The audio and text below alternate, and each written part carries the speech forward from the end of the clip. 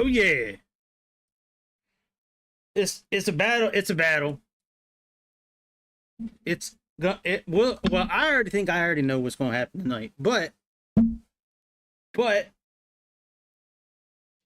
it might surprise me. Who knows? Maybe we can get this DC-6 high enough. Overtake Mount Everest. I don't think it's gonna happen, personally. Personally, that's just me. You might call me pessimistic. I like to look at me as a realist because, you know, I think the top altitude of this thing is like 25,000 feet, and Mount Everest is a little bit taller than that. My name's Greg. Welcome to the all new episode of the Aviation Show, the All About Aviation Network. We're a network right now. It's just me, but we're a network. Anyways, consider subscribing, becoming a member, super chat, and super thanks. Become part of the Aviation Nation. Ah, you know what? Hey, it's very funny you say that because I was staring at it. I'm not using the flight stick just yet, but I was staring at it right in the face for weeks. I even helped somebody find it. And last night I couldn't find it. I finally found it though. But yeah, I started playing with the sensitivity last night and I turned it down a bit. And it was much easier flying that second flight. So I'm going to continue to play with it. I didn't really have time today. I had a couple job interviews and shit like that. But after tonight's over, or I might even try it later tonight. But yeah, right now I'm going to use... Well, you know what? I probably could use the flight stick for this flight tonight. Anyways, I'm going to use the controller for now. But yeah, I found it. You know, it was staring at me the whole time in my face, right up here. This sensitivity, you know, I've been looking at it for a year now or something like that. I've been looking at it, and it just never clicked. Like inside my head, it just never clicked that I need to click on that. Like, I looked at it and I was like, I just didn't register that's what it was. So, all right. So we got let me turn the lights on. Oh yeah, that would be cool if you can do that. Yeah, because the flight stick I have, the Turtle Beach one, I can adjust the sensitivity on their app, but it's just like precision, fast, and standard. I can't tweak it. But if I have it right now on precision, because it has the most feedback and the most control. But if I can tweak that a little bit inside the simulator, then that would be awesome. So yeah, that would be cool if you could do that. That'd be great. So, all right, let me turn the volume up here. We got 7 people. Damn, what's up, peoples? Hey, I'm letting you know right now, if I can get a hold of this, if I can get a hold of this 777 at midnight tonight, at 12:01, we gonna be live. So, oh, it's the wrong livery, son of a gun. All right, hang on a second. I wanted the Red Bull livery. Welcome everybody to the latest episode of the Airplane Show. Before you leave, just do me a solid and click on something on the screen. A like, a notification, a subscription, a super chat, a membership. Click on something before you leave, damn it.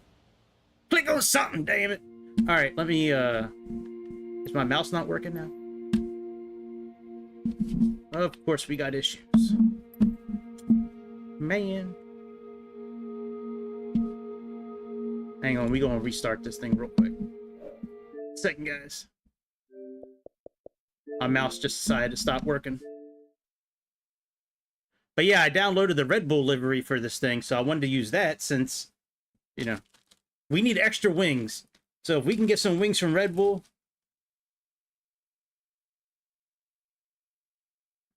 Thank you, Mr. Chicago. I appreciate it. I will certainly let you know. Part of the fun for me is actually, like, kind of playing around with it myself. Now, I am fairly familiar with the 777. I flew it quite a bit on Aerofly. I know this is way different, but we'll see. I will certainly let you know if I need some help. I know you got a good amount of hours in that thing, so if I need help, you will be the first person I reach out to. And I don't care where you are. I don't care where you are over top of the earth. If you're at 36,000 feet, or if you laying in bed, you better answer me, damn it. When I reach out to you, you better respond. I'm just kidding. If you're busy, I understand. I'm just messing around with you. Where did my scissors go? Scissors. Alright, the mouse is working here again. That's good. It always works on this screen. Then when I get to flying, it stops working. And the simulator doesn't even recognize it anymore. It's weird. It's very strange. Where the hell did my scissors go?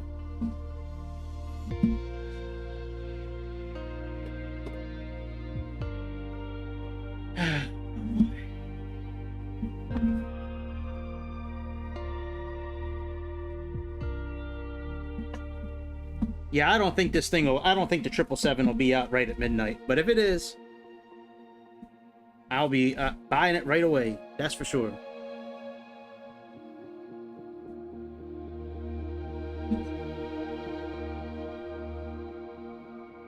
Sure. Well, you were also testing it for a little bit too. So, I mean, you got some real life experience and you got some simulator experience. So, yeah, you're definitely going to be a good go-to if I need some help.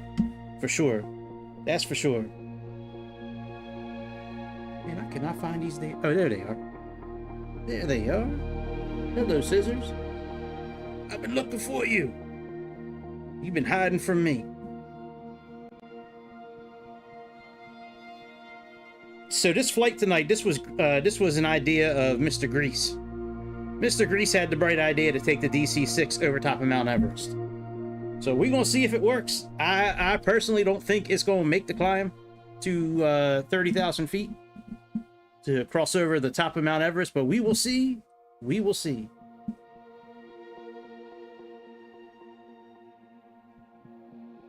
Come on, man. I got 12 teraflops working. Come on, loading screen. Yeah, bitch. Come on. What's the point of having 12 teraflops if they not flopping? Come on.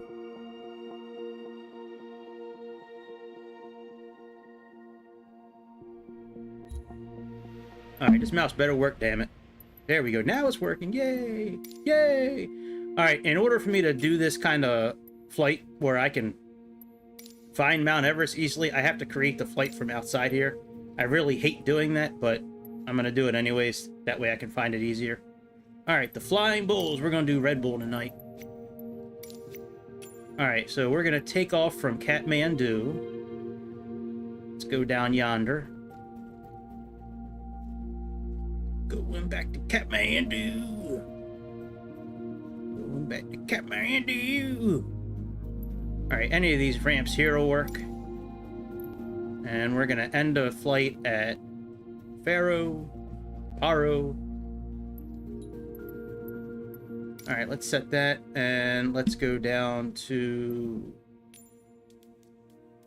Okay, we'll leave that. Let's go ahead and... the space bar, filters. Let's turn on this filter. Backspace.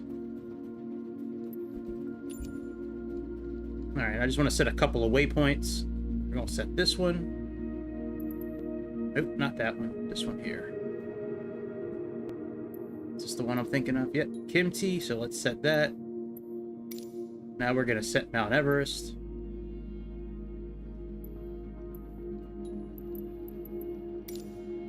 And then if we make it, we got to set another waypoint. So let's set PKG. And then we'll set the ADF as the last one here, PR. All right, very good. Let's go. Oh, yeah. I'm going to try it at least. I mean...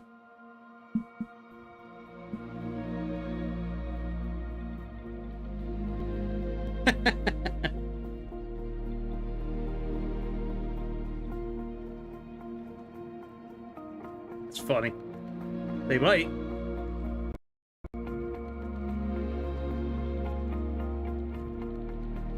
My meeting? Yeah. Yeah, man. I think there's some good shit on the horizon. It's just I gotta kind of go through the shit right now to get on the other side. But I just, you know, just put my head down and just keep on plugging away. Keep on moving forward. Something gonna break one of these next couple of days. We'll be all right. Do what I've always done, just pick myself back up, just keep on moving forward. All right, let's see here. Let's make it a little brighter outside. All right, let's go ahead and get this thing fired up. I love this airplane. This airplane's cool. All right, let's see here. Let's do fuel and load. Let's give ourselves a little bit of weight.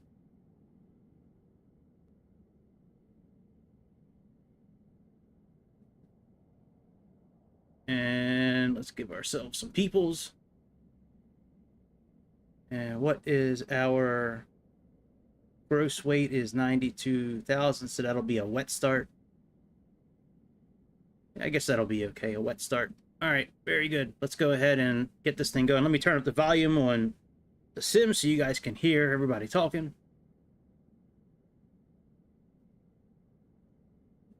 Cockpit pre-flight.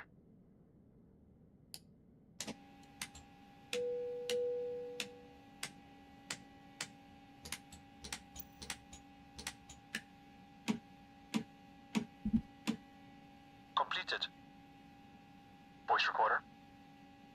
Tasted. Oil coolers and cow flaps. Auto and position. Fuel and fluids. Checked. Pressurization. Set. Manifold and duct pressure. Checked.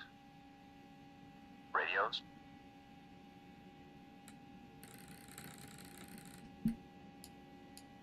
Checked.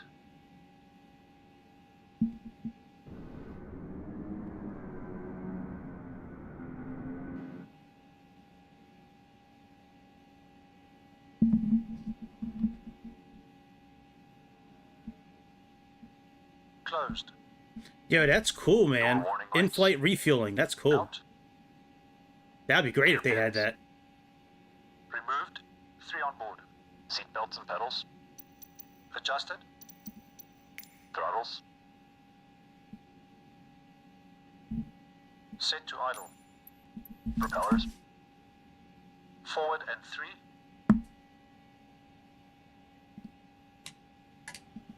Before start checks complete. Start engines. All right, I will start engines in a minute, fellas. Hang on a second. Let me just turn on some lights here. I do like the way this plane looks at nighttime. Or early in the morning.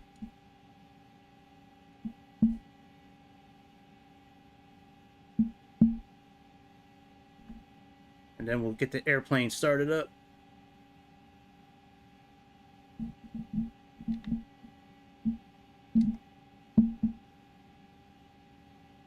And these light switches turn real slow. Good lord.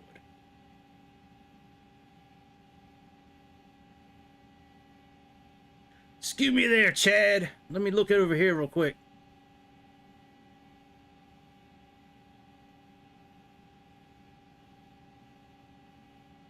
Thanks, Chad. Appreciate it. Y'all don't know Chad, that's Giga Chad. He sits on this side. He sits on this side of the airplane where he belongs. Alright, let me look at the lights real quick. That's good. That's dope. Alright, let's finish getting this thing started up. Let's start up the airplane.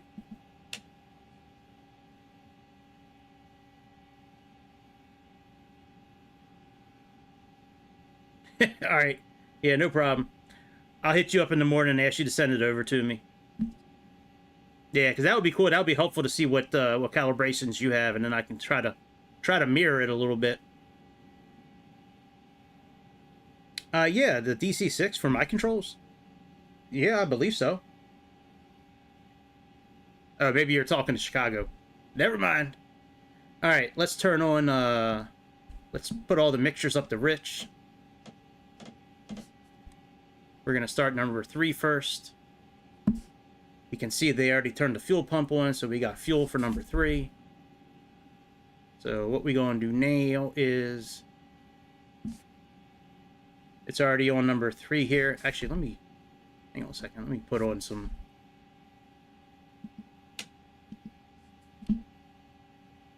All right, we can see it's on number 3 already. So let's turn the magnetos on. We're going to click this start. We're going to wait for him to count to 12. And then we're going to click boost and then prime. 3, 6, 9, 12.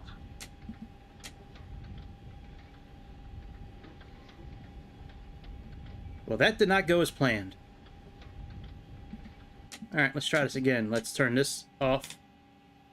Turn magnetos off. Let's put this on number 3. Turn that on, and we'll do it again. 3, 6, 9, 12.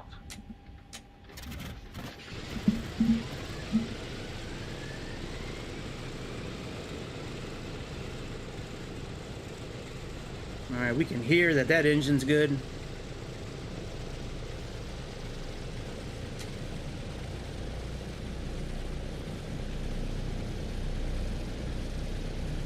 All right, let's turn on the fuel for number 1. I'm sorry, for number 4. Yep, number 4 is good. Let's go ahead and move the engine selector to number 4. Magnetos on. Start. 3, 6, 9, 12.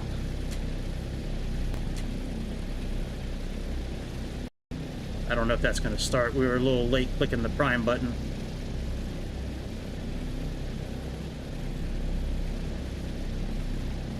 Yeah, we're going to have to do that again. I was a little late clicking that button. Alright, let's turn the magnetos off. Magnetos on. Oh, actually, did number 4? No, number 4 did not kick on. Okay. 3, 6, 9, 12. There we go. Now we can see number 4. The manifold pressure's coming up. RPMs are starting to come up now. We can see that here. Very good. Let's turn on the fuel for number 1. Let's put the starter on number 1.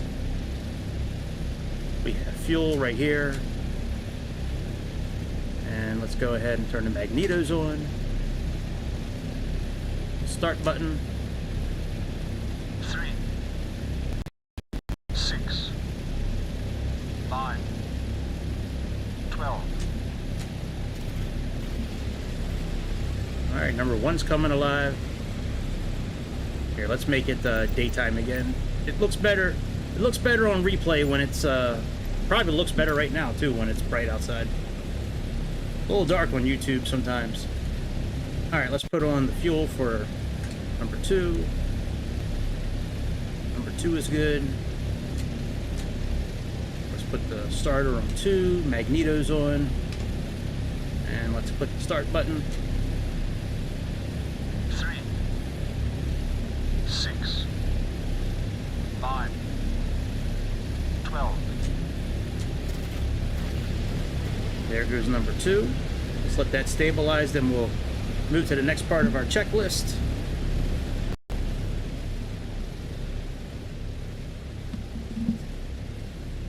And while they're doing their checklist, we'll contact the ATC and figure out which runway is probably runway 20. Alright, after start. Start selected boost pumps. Off and off. Battery switch.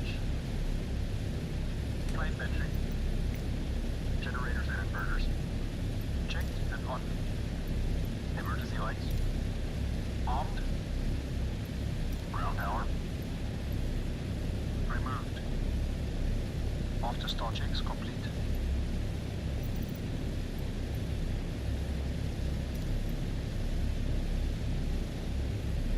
Alright, we're gonna back up here in a minute. I just want to get the pressure. And then we're going to back up. We can back up ourselves. We don't need a cart to push us. We got reverse in this airplane.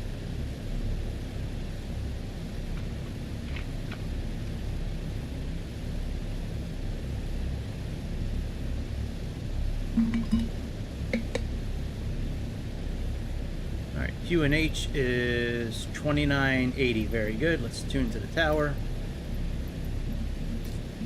Let's change that to 2980. So 2980 is probably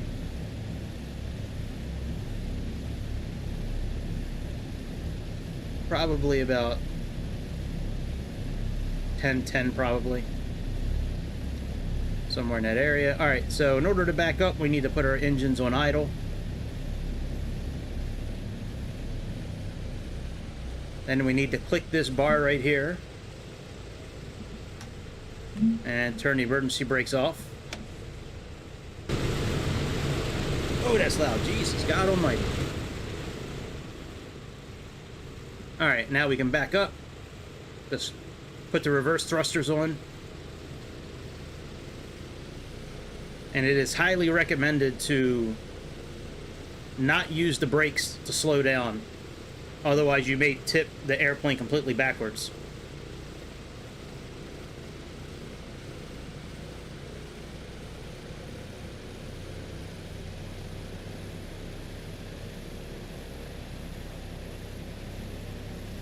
So in order to slow down, it's a good idea. You can just move the engines to forward thrust again instead of, you know, rear thrusters.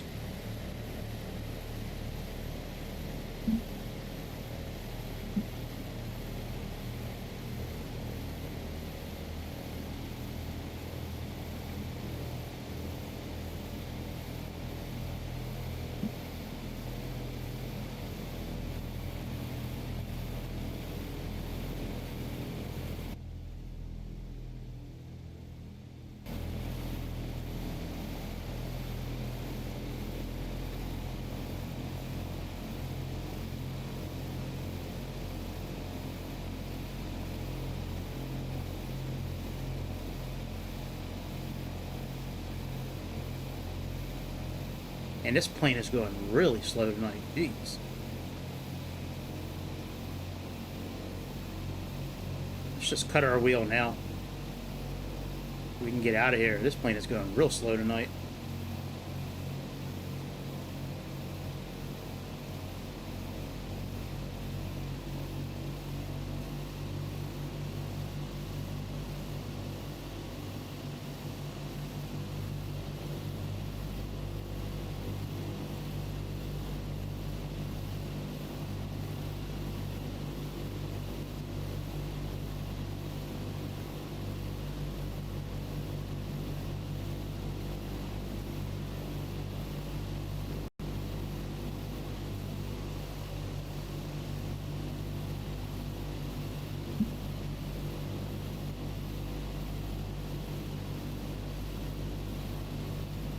Man, fuck this. Jesus.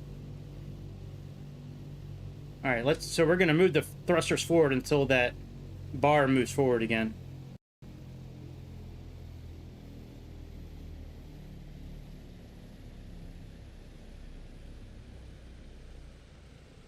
There we go. That's good. Let's go ahead and taxi, and then we will do our before takeoff checklist when we get close to the runway.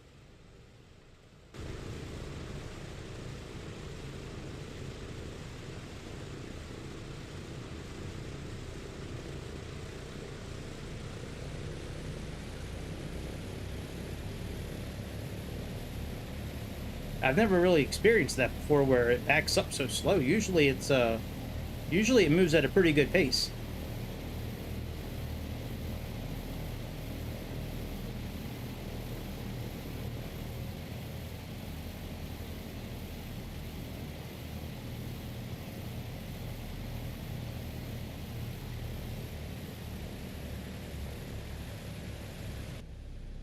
All right, very good.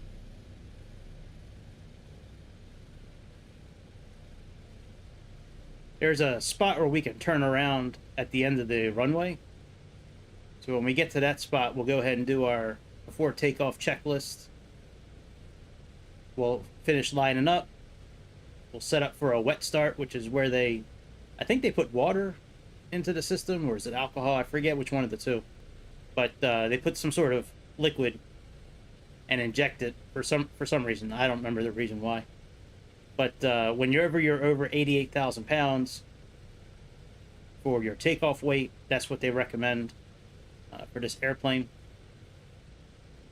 And we're over 88,000 pounds, I believe. Yeah, we're at 92.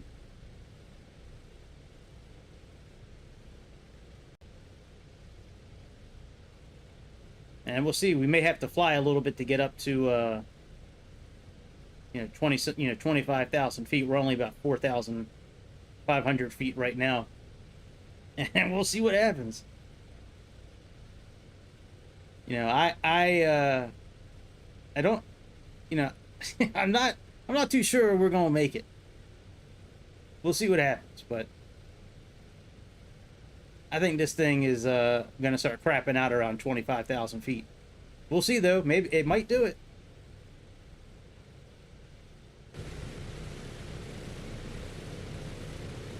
If any plane's gonna do it for the DC-6, is this one. This one's got wings from Red Bull. Maybe that's what the wet start is. Maybe the wet start is they just dumping cans of Red Bull into the engines and then into the system, and that's what's doing it. That's got to be it.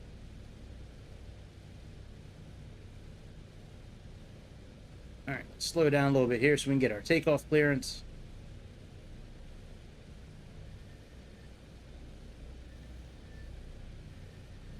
There we go. So we're gonna make a left, go up the runway, make a big U-turn, and then we'll do our takeoff checklist. Line up, and then when engines are fully powered up, the flight engineer will say something like full power, and then we can release our brakes, and then we can go.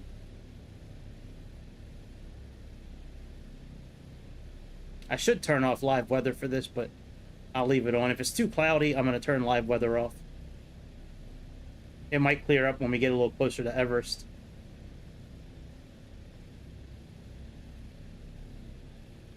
Actually, I might just turn it off now. It's real cloudy. Let me turn off live weather.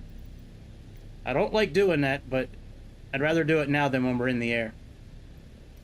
Sometimes when you turn off live weather and you're flying, it drops or it raises your altitude like 500, 600 feet, and you're like, bouncing around a bit for a minute. All right, let's see what we got here.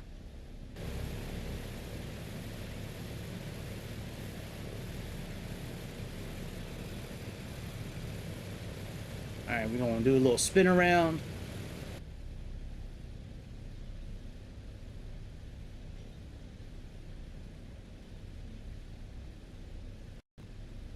Actually, I think I am going to get my,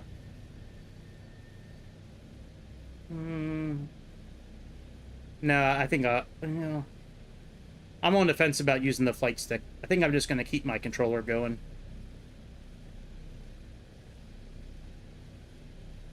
Nah, let me get the flight stick up. Hang on a second. All right, let's put the brakes on. Give me a second. Let me get my flight stick connected. That would have sucked if I would have clicked turn off console. That would have been bad news bears right there. All right, that's in. Right, Captain, I can't do it. Need power.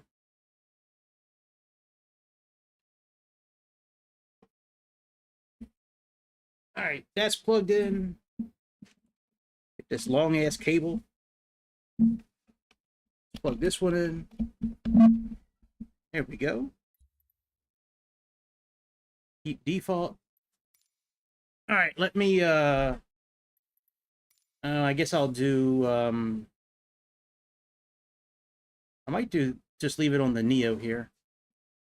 Let me make sure this one is programmed for the right. This should be engine forward. No, nothing there. All right, let me do. You need me? Huh?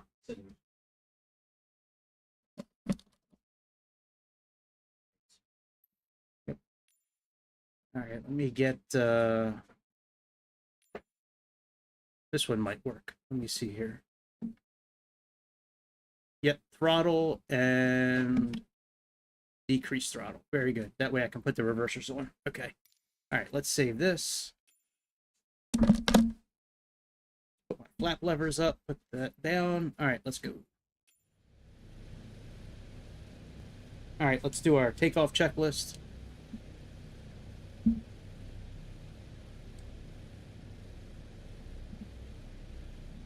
Boost pumps.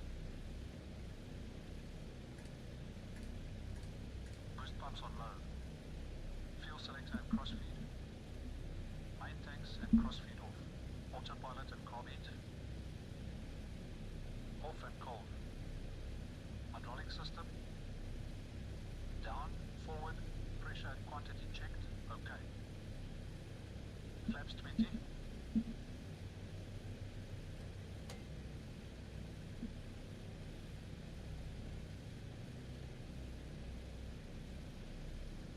Flaps set 20.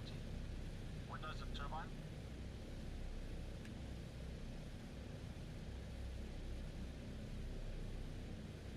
Closed and on. Controls. Dust lock released. Free. Pitter on. Mixture and cowl flaps. Reach unlocked. Set. Transponder. On. Landing lights.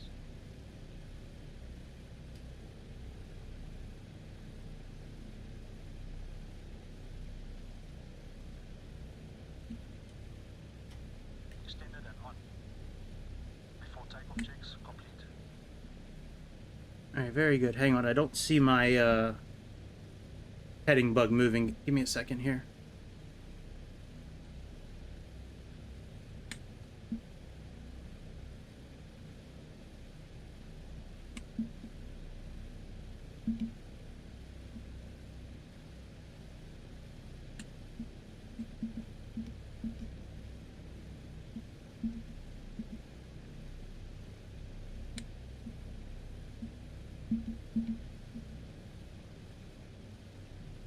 Yeah, that's right. There is no heading indicator here. That's right. Never mind. Yeah, because our autopilot only has gyropilot, which we turn with this, approach, and localizer. That's right. There is no heading bug. That's why I don't see a heading bug. All right, let's do wet start. Water injection. Let's turn the brakes off and hold it with the trigger. 30 inches stabilize. 30 inches stabilize.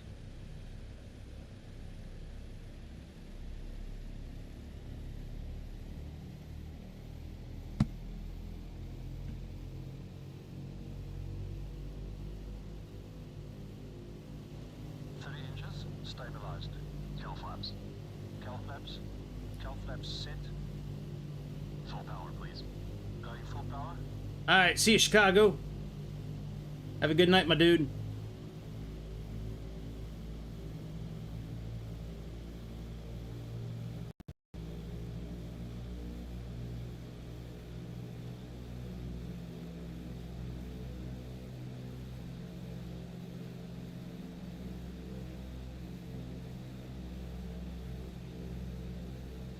Full power set. All right, let's go.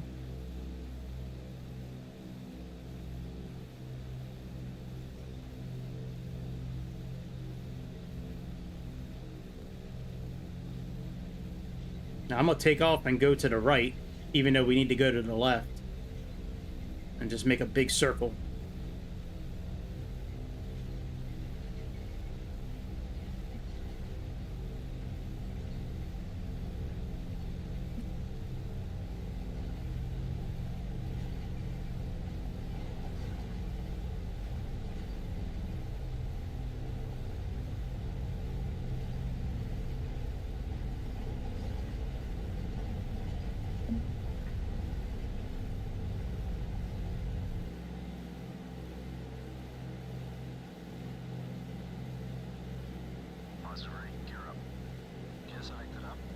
Because they take care of the throttle, the flaps, the gear,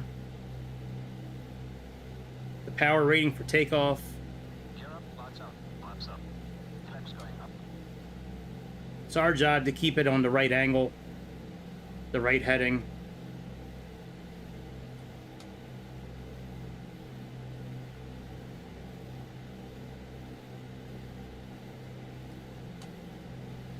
Meteor power. All right, maximum efficient takeoff power is in play. Let's try to keep this thing going about 1,000 feet per minute so we can get over that mountain range in front of us. We're about ready to make history tonight. The first DC-6 to make it over top of Mount Everest. We're going to call the Guinness Book of World Records up later on. Climb power. City climb power. All right, we got climb power set. Now this plane should be climbing around 160 to 180 knots.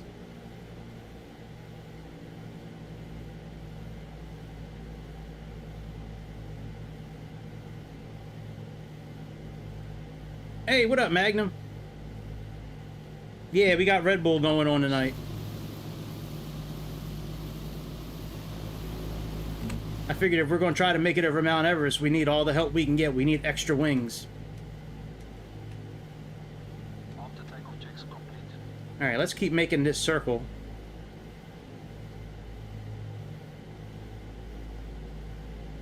And we can actually start heading towards the Everest area. There's a big valley we can just kind of fly in where we don't have to worry about. I think the tallest mountain there is about, if I remember correct, it's about 12 or 13,000 feet. So we'll be okay. It's just going to be a little bit of a slow climb to get there.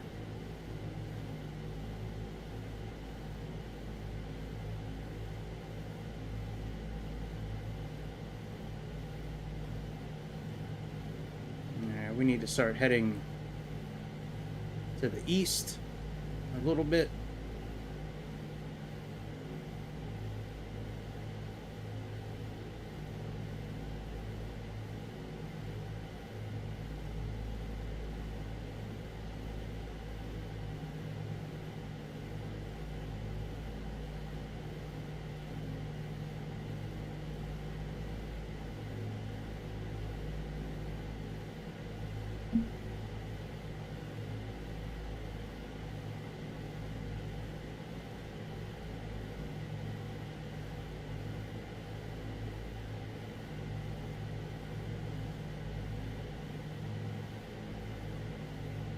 All right, let's level off a bit. Not really level, but let's put our wings level. Let's put the gyro pilot on. If I can find it. Hang on, let me pause the airplane real quick.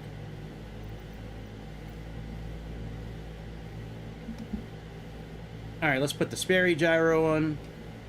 Then let's put on the automatic pilot. And let's raise our nose a bit.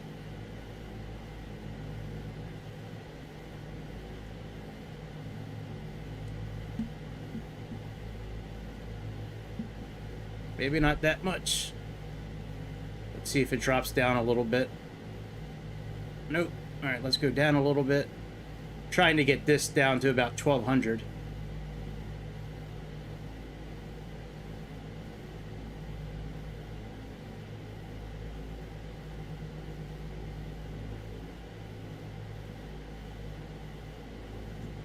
Very good. And how are we doing? All right, we got to turn a little bit.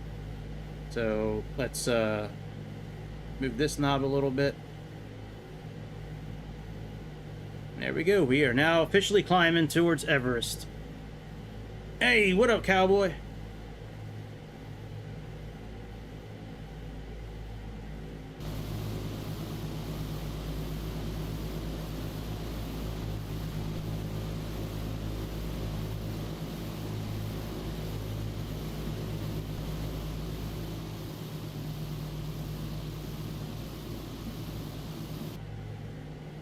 All right, let's straighten out. We can click on this button right here.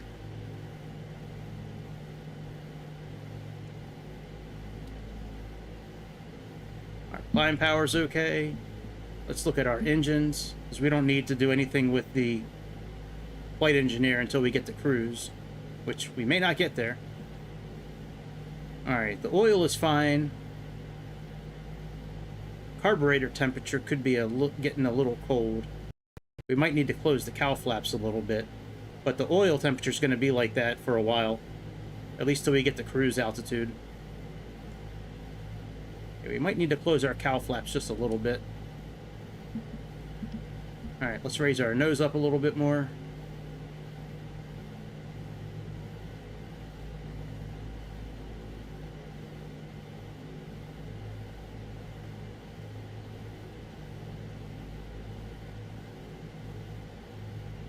Hey, we're losing speed. We might only be able to climb at like 700 feet per minute.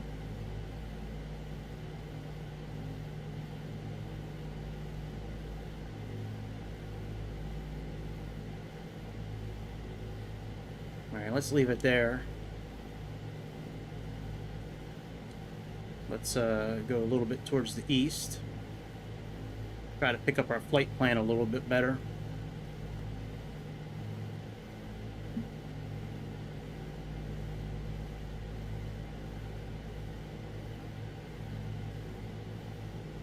Yeah. You know, being that it's Boeing, it wouldn't surprise me, dude. I put up an article earlier today on Discord about how they sent that Boeing sent that new spacecraft up to space knowing that, like, it had a leak in it or it had something wrong with it, and they still sent it up in the air, into space. That's crazy. Yeah, it wouldn't surprise me if it got delayed because, you know, there was something missing.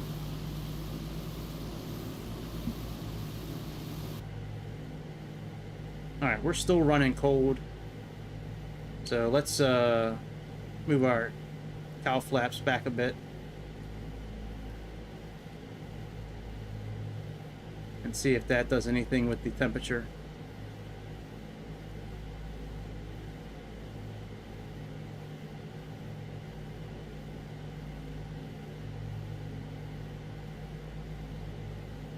Alright, let's even out our flight here.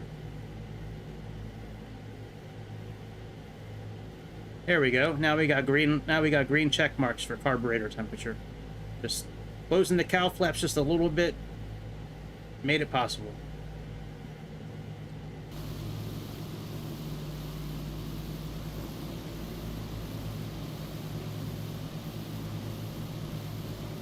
Beautiful morning out here in Tibet, Kathmandu. We're gonna try to make history today, fellas. We're gonna try to make history.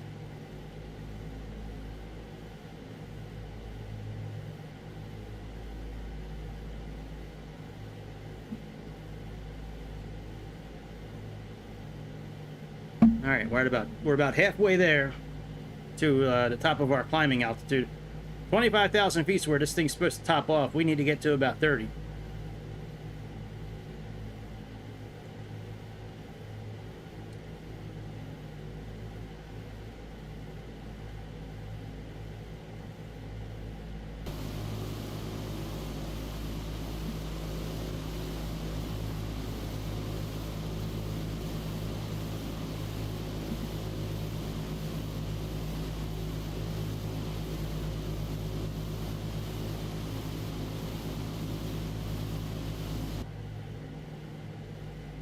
Alright, here we go. Let's even out our flight.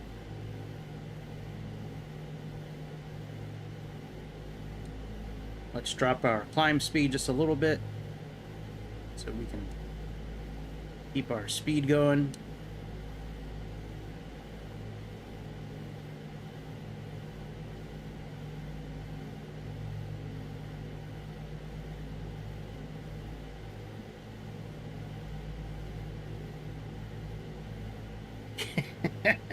He might be. It was his idea for this flight, so he could be very well waiting at the top for us. Yeah, this was definitely his idea last night. He's like, why don't you take the DC-6 and cross Everest? And I'm like, yeah, okay. I don't think it'll do it, but we could try it.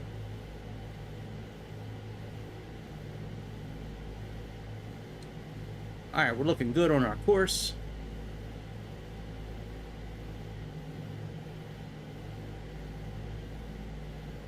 Typically, I don't use the Garmin system in this airplane, but I wanted to today because there's really no way to figure out where Everest is unless, you know, unless you can tell which one of these mountains Everest is. Like, I don't know which one of the mountains Everest is.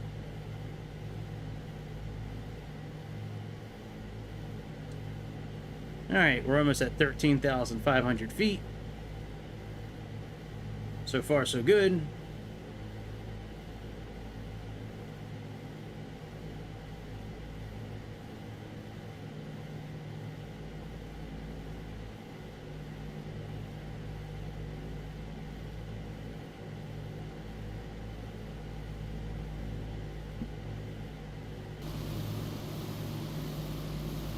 Yeah, I bought this livery special for tonight because I figured Red Bull could help us out. Plus, it was the only livery besides Pmdg I could figure would do something like this. Like, I don't think Pan Am would ever do this, or Japan Airlines, or KLM, or United, or American, but Red Bull would do some shit like this in real life. As crazy as those people are. As crazy as Red Bull is, they probably would try something like this in real life. Now, I'm guessing that all these people here, I bet you that's at Lukla Airport, where at the, you know, near the base of Everest. Kind of thinking that that's what's going on there.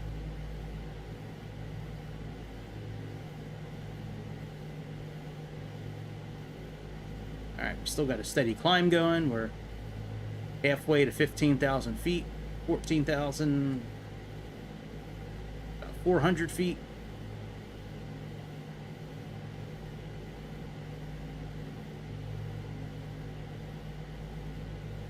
So I have us going to a waypoint, kind of halfway between Everest and Kathmandu, and then we're gonna head to the north from there. I'm hoping that by the time we get to this waypoint, we'll be pretty close to 20,000 feet, and then hopefully we can get the rest of our climb between that point and when we get to Everest.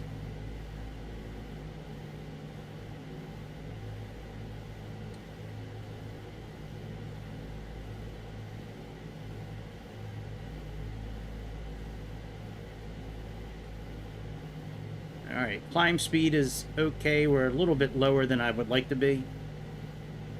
I might reduce our climb angle a little bit. Ideally, we would like to be a little more closer to 160. Yeah, let's reduce our climb just a notch. Alright, 1 notch.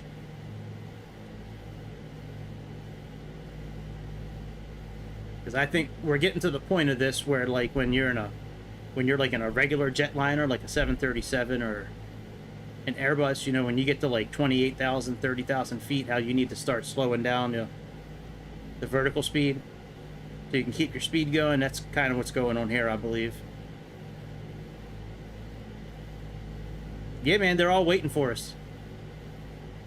I got Cousin Bob there. Cousin Bob, man, I ain't seen him in a minute. Cousin Bob's a crazy motherfucker, that's for sure, man. You always know there's gonna be something going down when Cousin Bob's there.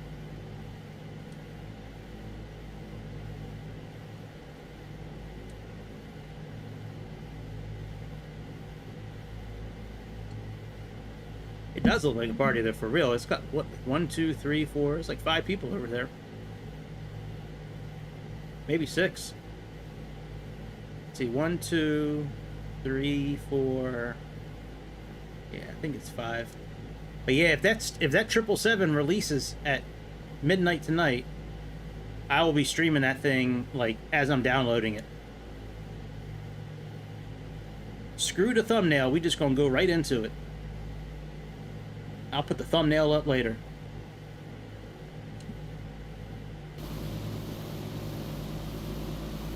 There might be more than 5, actually. 1, 2, 3, 4, 5, 6. There might be 7 there, actually. Billy Bobby, Cousin Ray, Cousin Steven, Rich 73.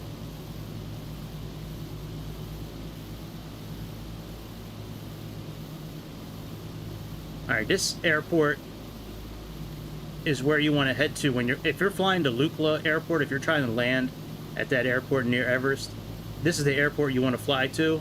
And then as soon as you cross over that airport, start heading north, and there's a valley that you can fly in, and you need to start descending to about 10,000 feet through the valley. And then once you it's like a dog leg to the right, and then you'll see Lukla Airport from there. It's been a minute since I've landed. I think this is Lukla right here. It's been a minute since I've landed there, but I still remember how to do it. I practiced that thing a lot before I streamed that flight. I think that was on Christmas or New Year's. One of those 2 days is when I did it. Hey, that's awesome, Magnum. Cool. I hope you like it. Alright, we need to try to increase our ascent a little bit. We seem to kind of slow down a bit. Let me raise it 1 notch and see what happens.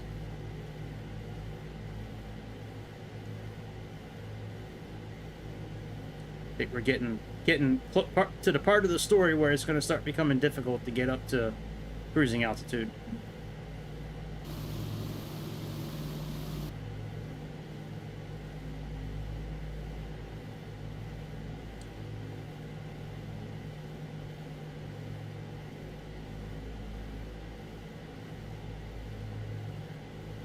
That's a great Father's Day gift, man. Hope you enjoy using it, dude. That's probably going to be a really fun plane to fly. Who makes that? Is that FSS or Orbix or Osobo? Who makes the Fokker? Or is that Just Flight? I think it might be Just Flight, actually. Alright, we're getting ready to make our turn to the northeast.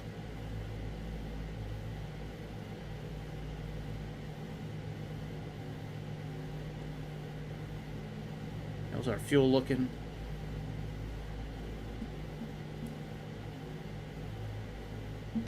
Alright, we still got 14,000 pounds.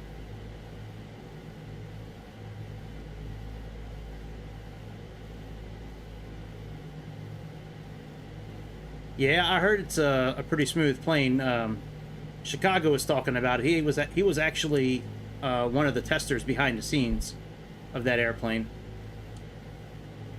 Alright, let's start turning a bit. Let's level out a little bit, so we can try to gain a little bit of speed.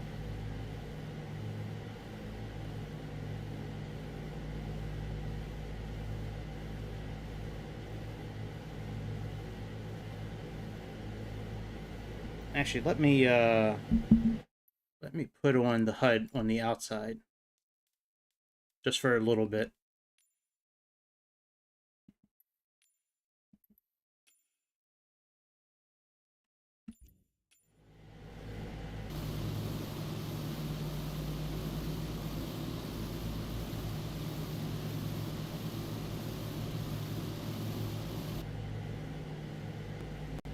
Alright, let's zero out again.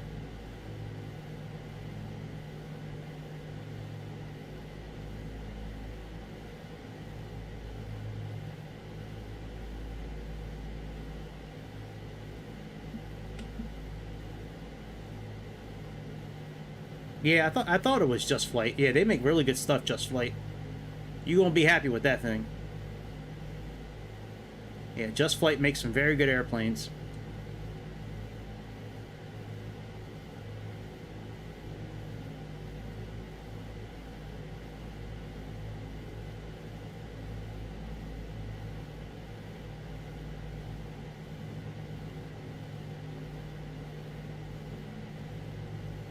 All right, we are barely climbing, and our plane is starting to lose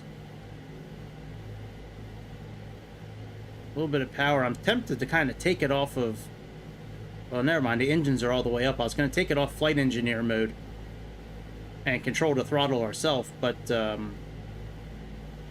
looks like the engines are all the way up right now.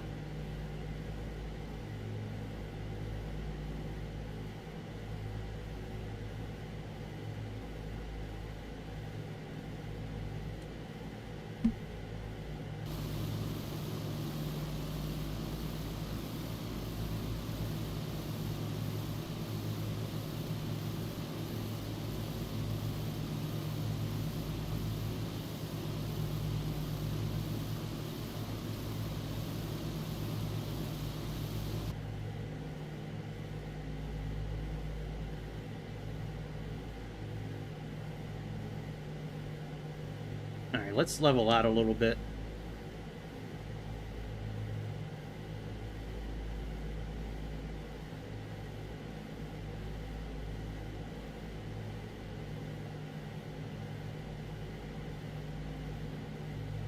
I should, you know, I should have did it with like no weight. I think it's a little late now. Oh, no, it's not. I can get rid of everybody. Okay. Let's get rid of the baggage and let's get rid of the people. Oh yeah, that made a good idea, Magnum.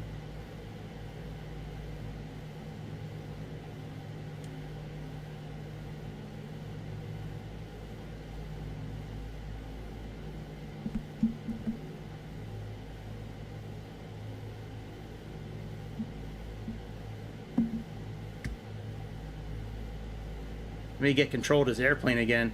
That was a good idea, getting rid of all that weight. Thank you.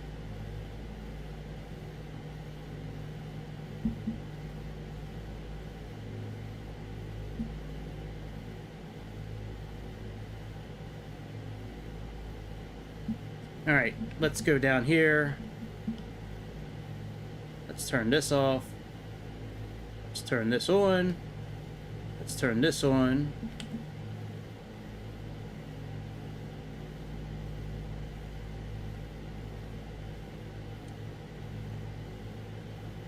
Let's lower our nose a little bit so we can get some of that speed again.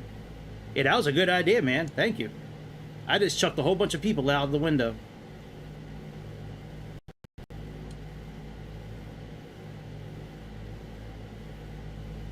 All right, we're at 19,000 feet.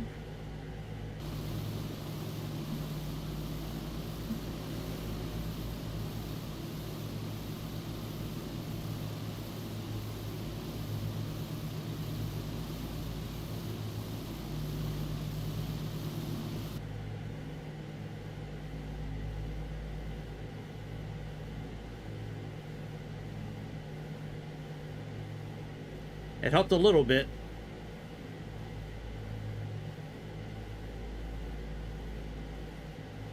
We might have to break off and go to the right a little bit and fly where it's a bit more flat to try to gain some altitude.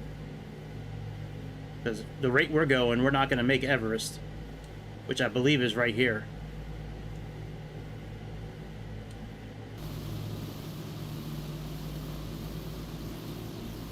Yeah, let's break off to the side for a few minutes. Finish gaining our altitude.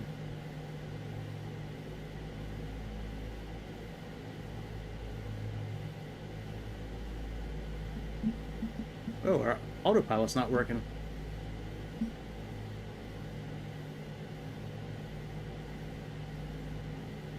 Hang on a second. Let's pause this for a second.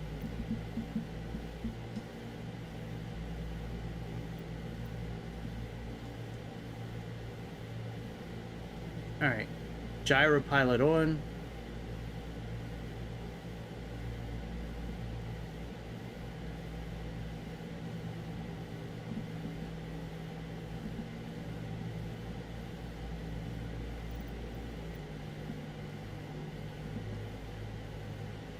Hang on, we got problems. Alright, let's put you back to center. Let's turn you on. Let's turn you on.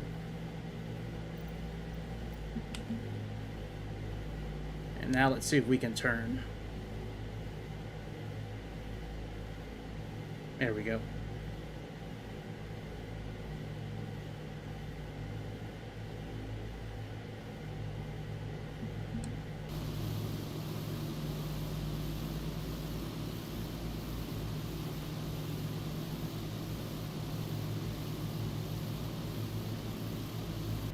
All right, let's zero that out. Continue our climb. See if we can get up to about 30,000 feet.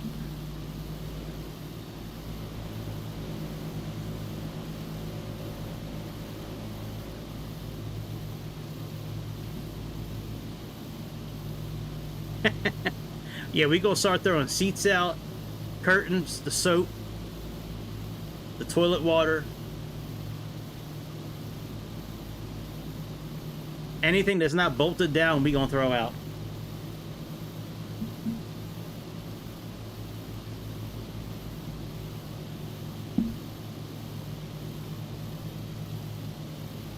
Alright, we got a nice little climb going again. Yeah, I believe that's Everest right here.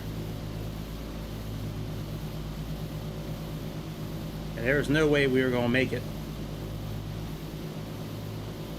at the present rate of climb, so we're going off a little bit to the east here. We're going to get our altitude up.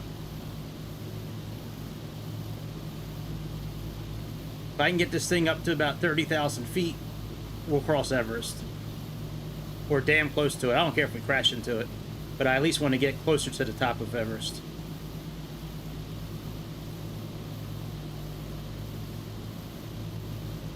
Alright, let's raise our climb a little bit.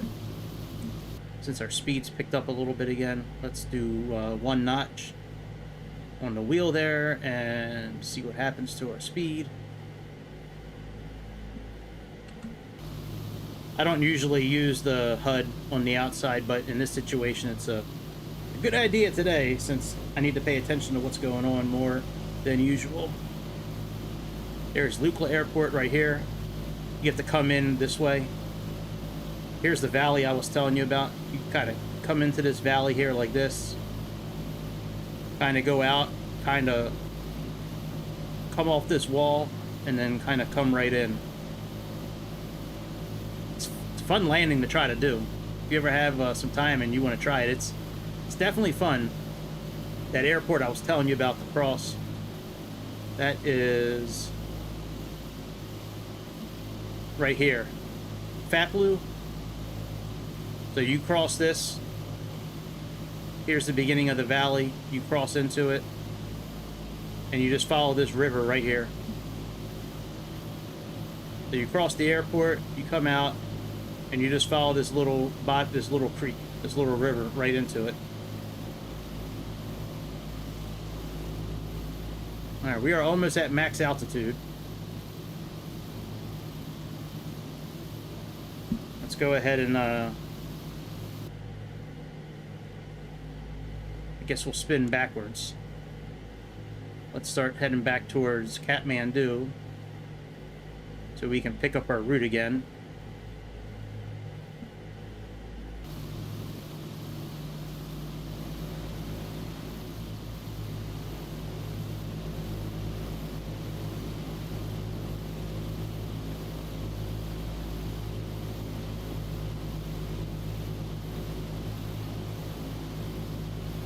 Once we get westbound again, we'll level our wings, continue our ascent to 30,000 feet in a plane that is only supposed to go to 25,000.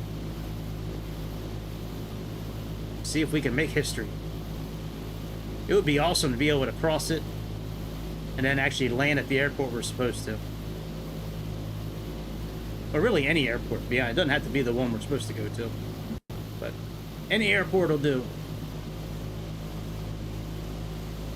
Yeah, I still believe, I think that's Everest right here. I still think that's what it is.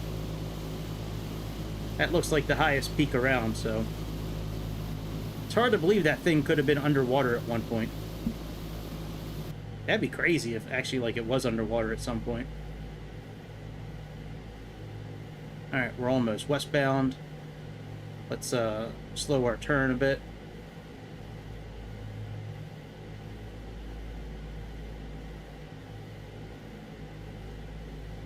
And we're almost at 22,000 feet.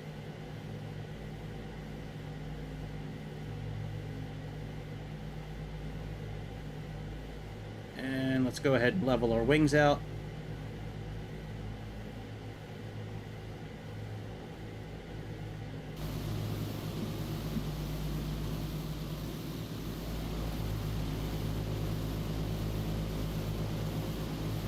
Or maybe this is Everest. Nah, I still think this one's it.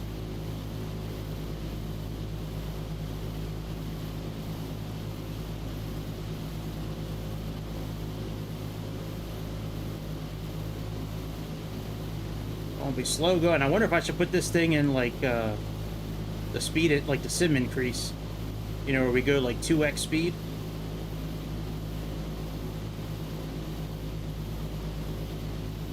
Yeah, see, we're only climbing at 265, 270.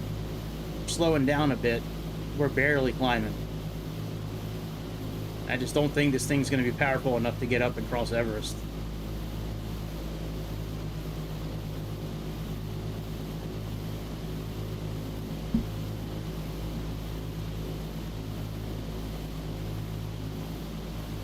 Alright, we're in 2x right now.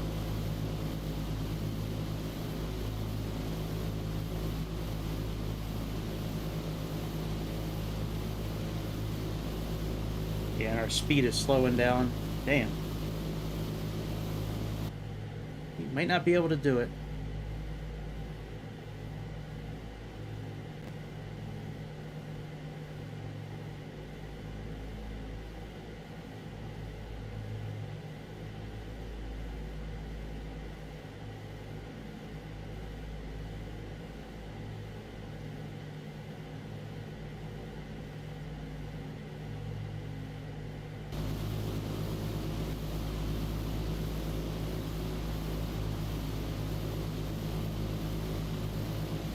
Alright, well, I'll tell you what, let's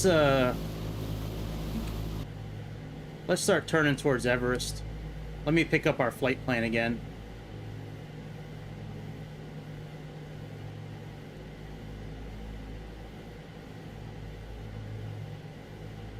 Let's we're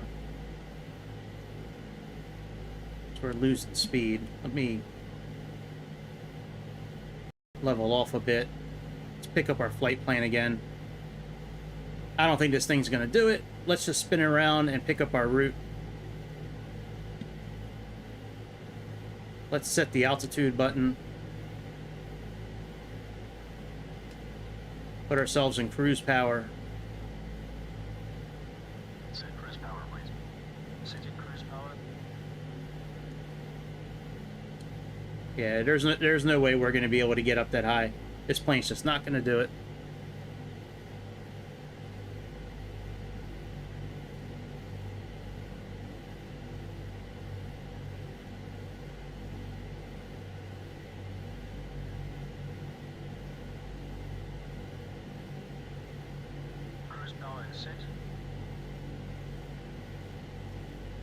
I could try getting rid of some of the fuel. That might help a little bit.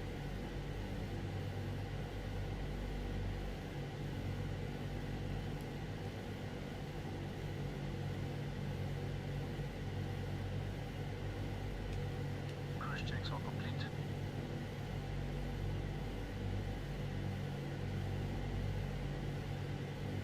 Let's get rid of some of the... I think we can get rid of some of the fuel still.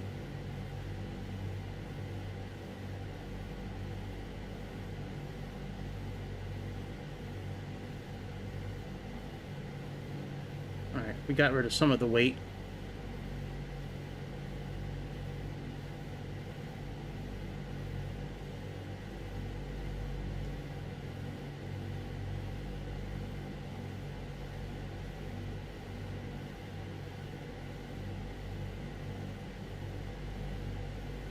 La.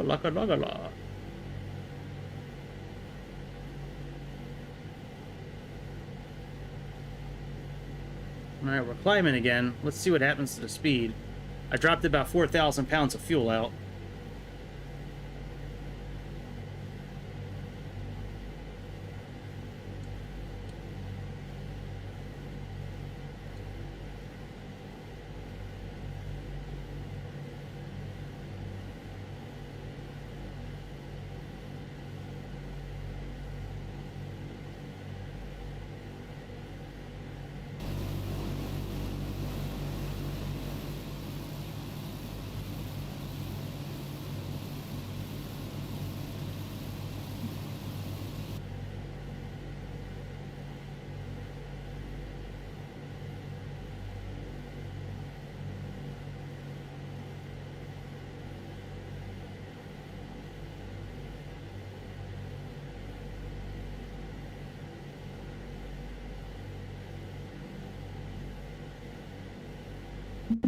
Losing speed again.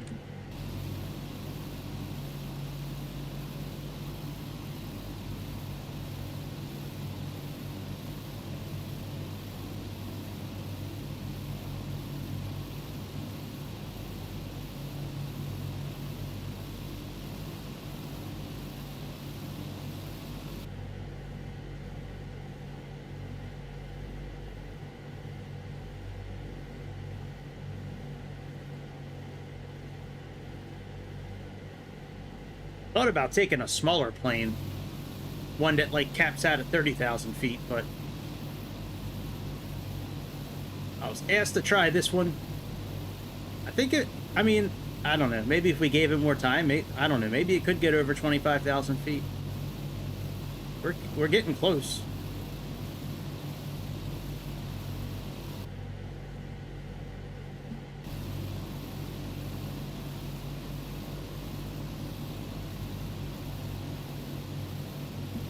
It's amazing that when people climb Everest, they hike all this way from the airport. That is... wow.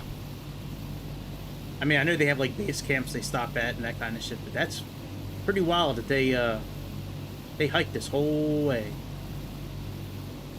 Maybe this is Everest.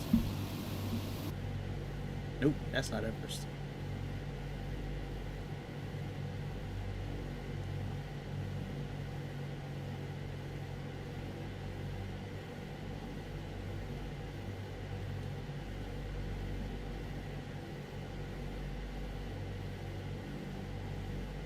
We are almost over 25. Oh no, almost over 24,000.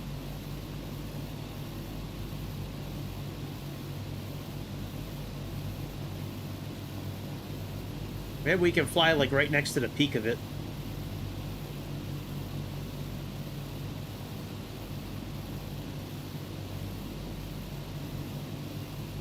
Alright, so this might be... I was wrong. Maybe this is Everest here.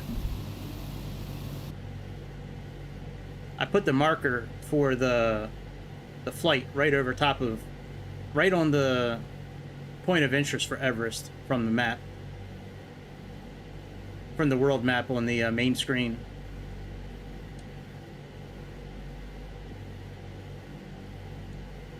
No, I still think I'm right. I still think this is Everest.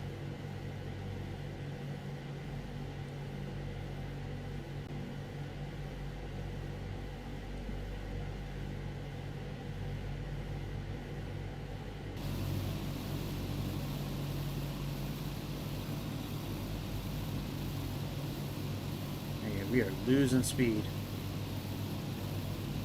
No bueno! No bueno!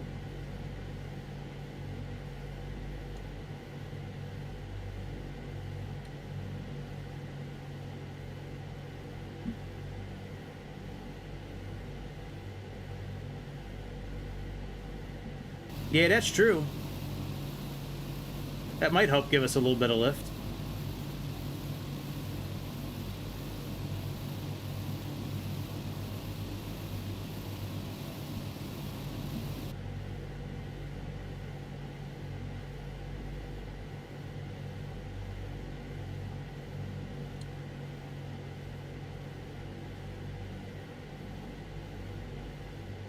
All right, we are right on track.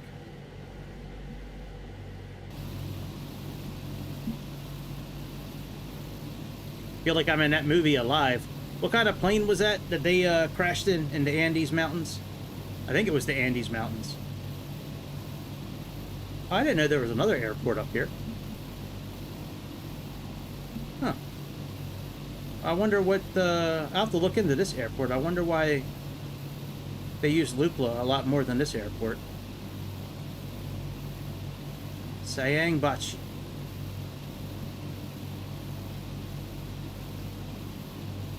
Yeah, we are just creeping right now in altitude.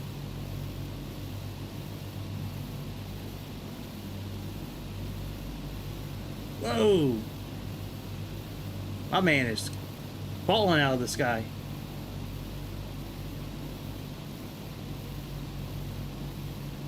Tameable Robin.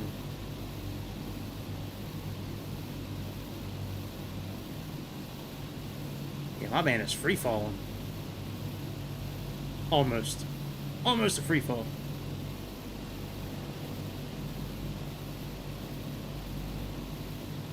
Alright, let's, we'll keep our little climb going.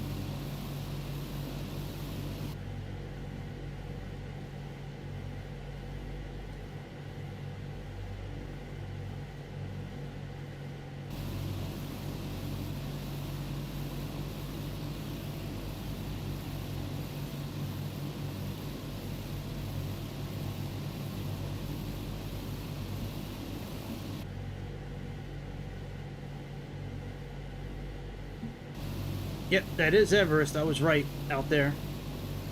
It's kind of easy to see from out... I'm pointing out back. From out back, it's real easy to see. No, from where we were at before, you know, it did look like it was the tallest mountain in the range.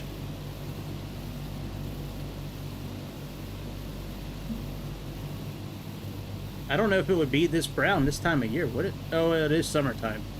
Well, I don't know if it's summertime out where Everest is, though.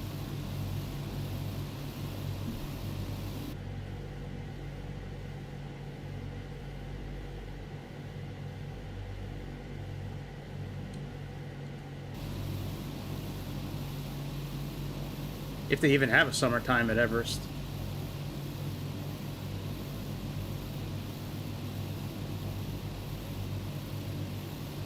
We are almost at max altitude.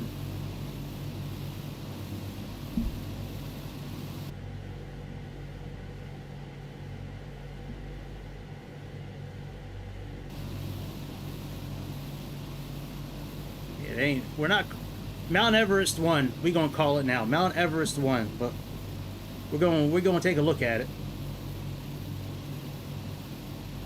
It was a good try.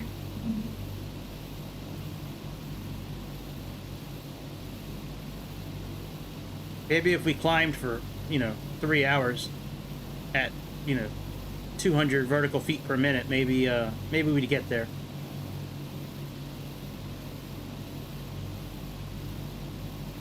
This is probably the closest I'll ever get to Mount Everest. Well, that's not true. We'll be a little closer in about 2 minutes. Alright, let's put our cruise on. Stop climbing.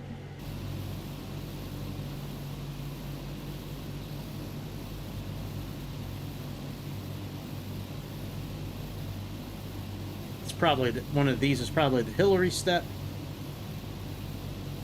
It's got to be Mount Everest right there.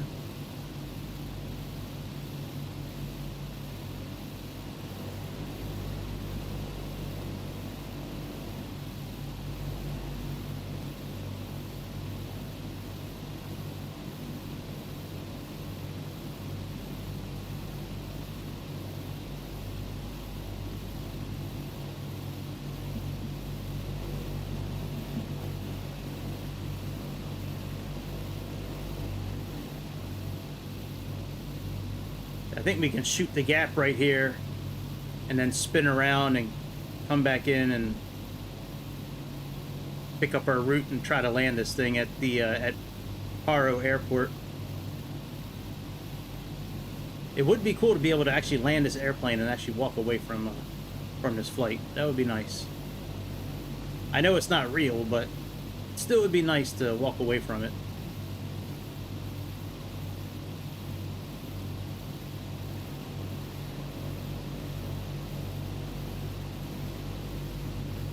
Yep, that's definitely Everest here. This might be the Hillary step right here.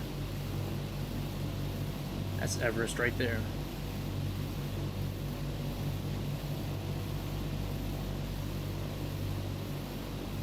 That's probably one of the base camps right here.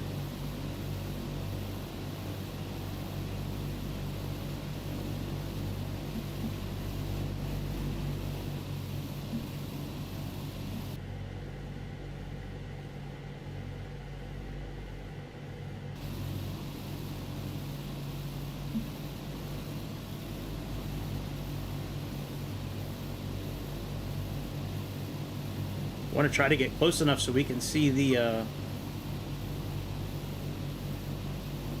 We can read it.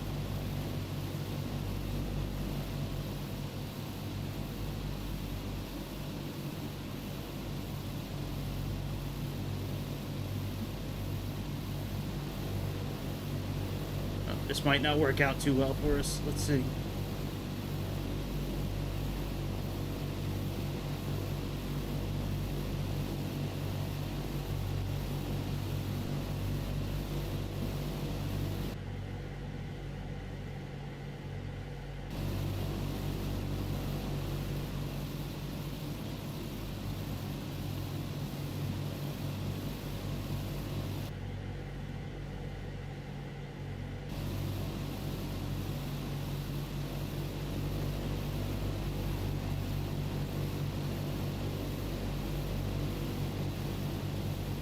Yep, Mount Everest.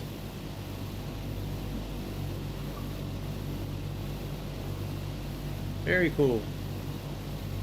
We did it! We didn't cross it, but we got close.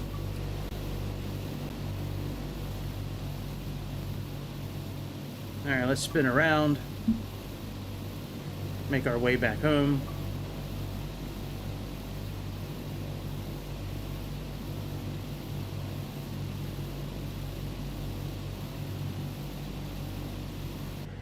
Alright. Let's do that.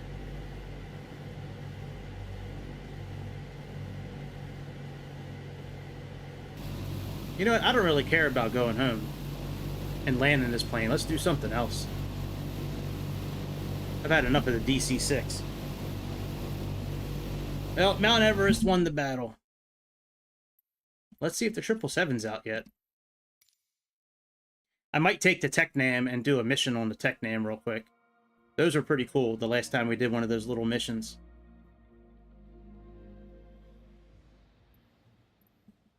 Be out. Be out. Be out. Nope, not yet. Just liveries.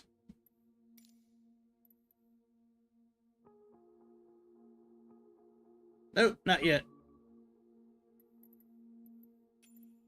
Alright, let's pick an airplane out.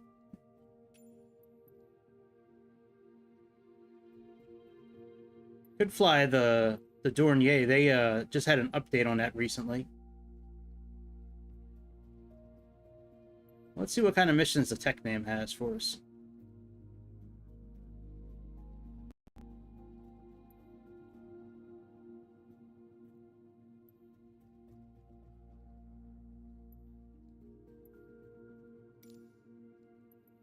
Let's just pick any place right now, because we need to look at the tablet and see what missions are available.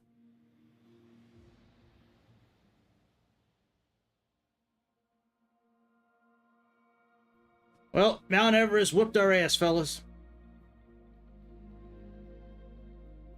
It looked at us and it said, "Psst, in that airplane? Are you kidding me? Are you kidding me? In a DC-6? Y'all must have lost your damn mind. Y'all must be crazy. Ain't no way that old-ass airplane making it on top of me. I only have the finest planes on top of me. Not them old-ass junkers." Alright, let's turn this tablet on. See what missions we got available.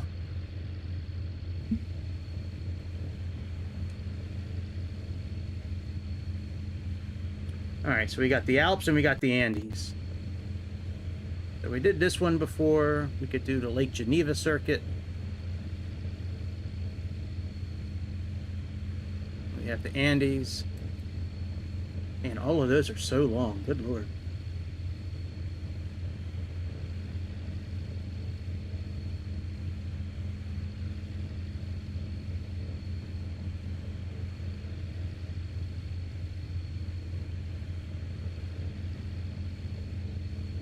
And we could do Lake Geneva. I don't know. Is that LFLP? I'll try to remember that. LFLP.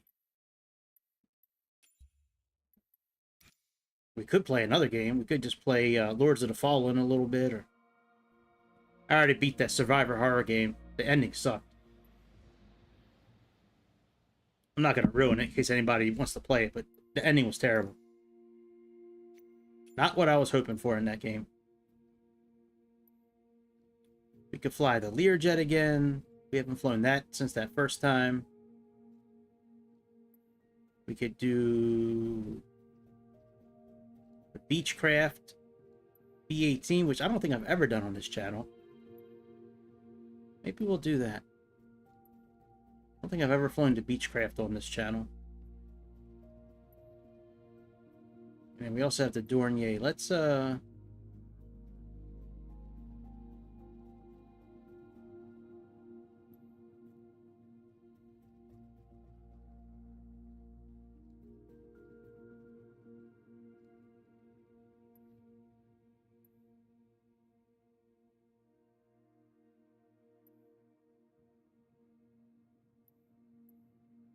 yeah, let's do a short little trip in the Beechcraft.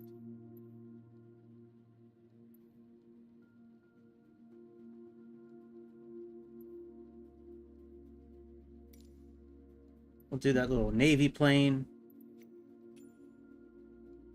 Maybe we'll, let's see here. Where can we go to?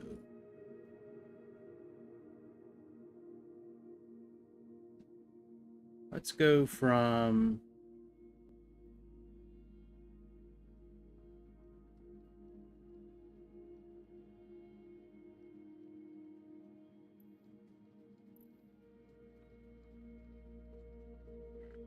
Maybe we'll go from Marathon to the Keys. Let's see. I don't think this is going to be a long trip. Let's see. And we'll land at this naval station here. Yeah, that's not bad. Alright, so KMTH.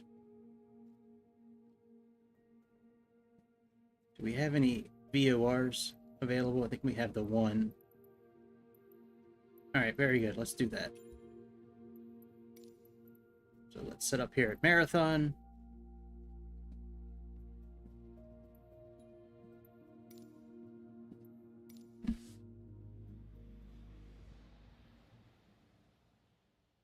I mean, we don't even really need to set anything for navigation. We just need to follow the coast. This little Beechcraft is a pretty cool little airplane. I've never flown it on the channel before, but it's a cool little airplane. It's old as hell. I think this is the Navy livery that I chose, if I remember correct.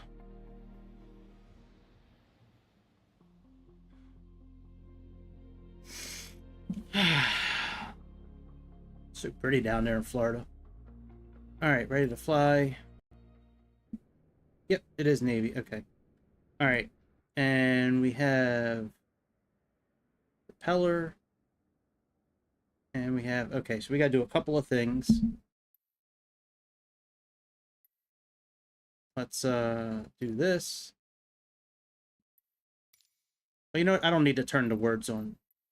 I was going to turn the words on for the equipment, but I don't need to if we're going to use the flight stick. All right, control options. I think I have a prop set up where the other lever, yep, here we go, this one here. The other lever does the props. Let me see. Yep, propeller access. This one should be elevator nose and nose down. Very good. Okay. And let's see here, this should be heading. This should be localizer. That's decrease flaps, and this is increase flaps. Very good. Okay. All right, let's go get this thing going here.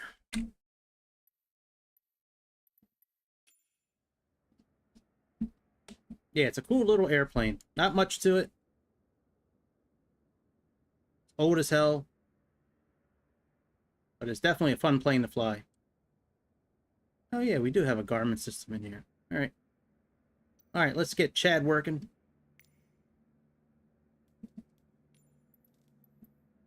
Magnetos. Off. Landing gear. Down. Flaps.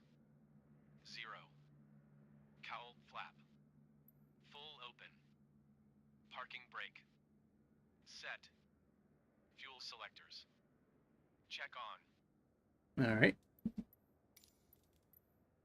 Parking brake. Yep. Set. Flaps. 0. Yep. Fuel selectors. Yep. Check on. Mixture. Rich. Prop RPM lever. Max RPM. Throttle. Open a 1/4 inch. Battery switch. On. Generator. On. Prime.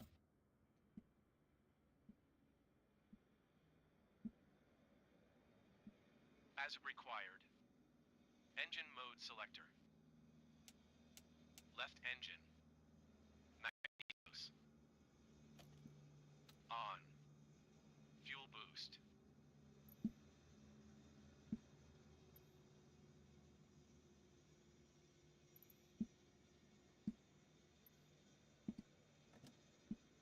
On. Starter. On. Oil pressure. Check. Mixture. Rich. Prop RPM lever. Max RPM. Throttle. Open a 1/4 inch. This is a Beechcraft 18. On. The Generator. DC-6, I couldn't get it over 25,000 feet, so Prime. we flew right next to Everest.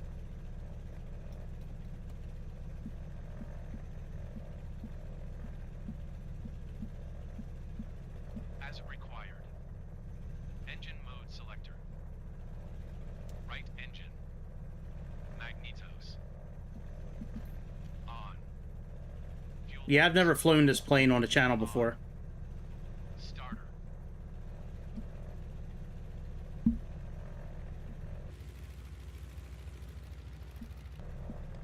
On. Oil pressure. Check. Beacon.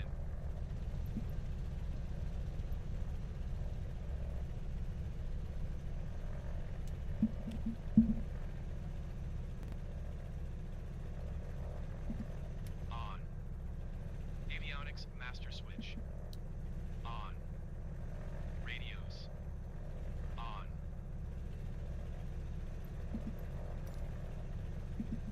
All right, let's get our plan set up here. So we are going from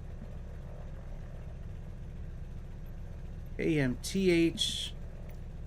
Let's just put in the waypoint for the Navy base. Let's put in the VOR station. All right, NQX.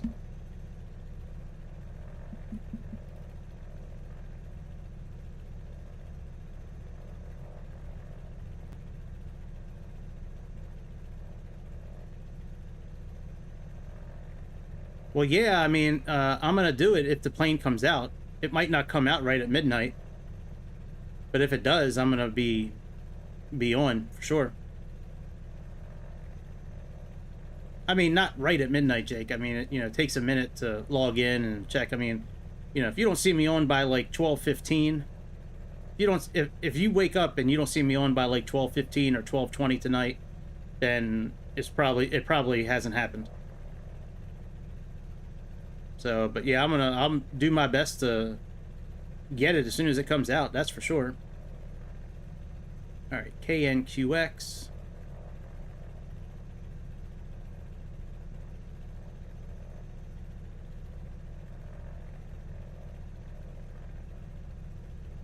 Yep, I'm gonna stay right here in my office instead of going upstairs, and I'm gonna stay right down here tonight until midnight and see if it comes out. It's not like I gotta wake up for work tomorrow. So, I mean, I do have stuff to do, but... Alright, there we go. Let's do procedure. Let's see if there's any approaches.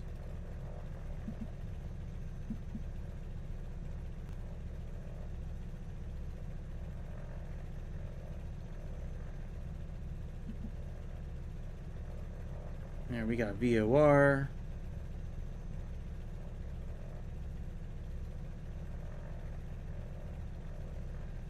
RNAV.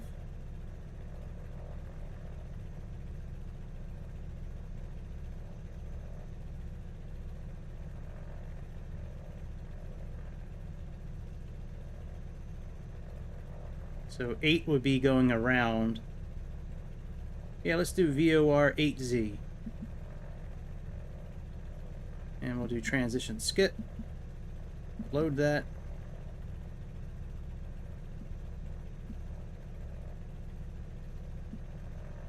Yeah, that looks good.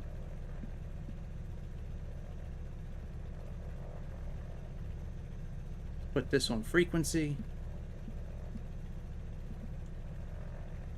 Let's turn this on.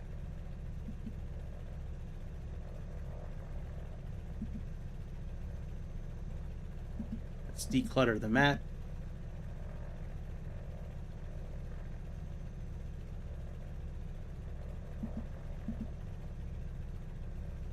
Alright, very good. Let's get out of here.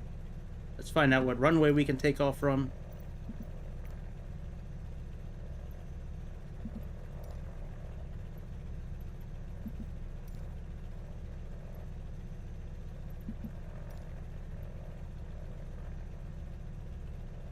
Alright, taxi to runway 7. What is the weather right now?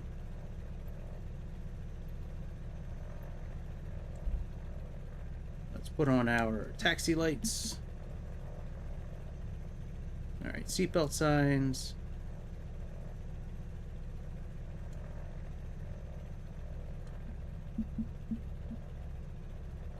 Close this cover. Move this back.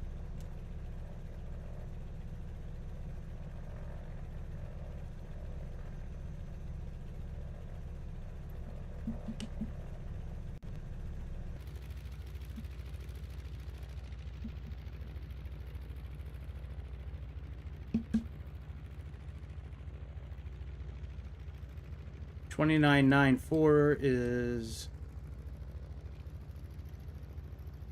pressure. We'll do the little run up that we got to do. All right, see you later, dude. Whoa, look at that.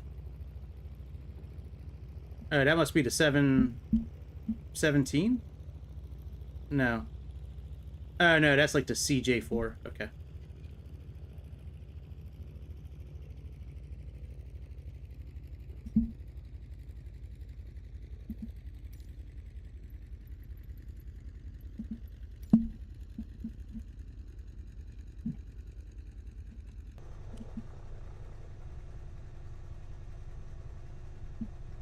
We'll set the pressure when we get up to near the runway.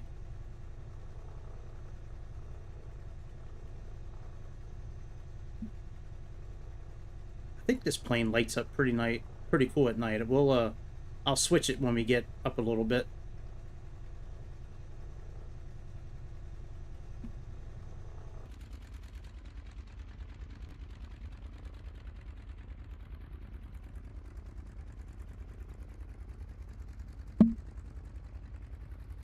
The engine sounds like an old car, man. Sounds like an old car from like the 60s or 70s.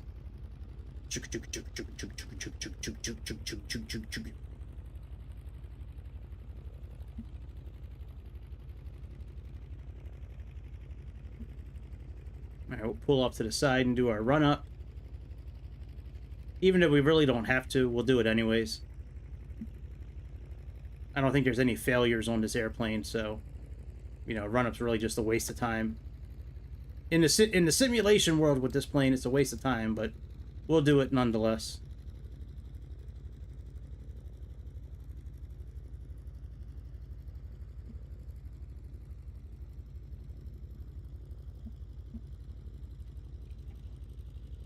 Now, I'm sure we wouldn't be doing the run up right here in real life.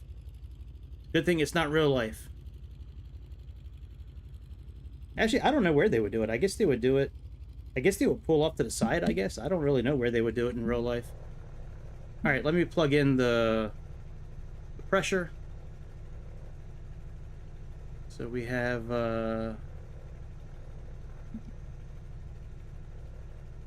29.94.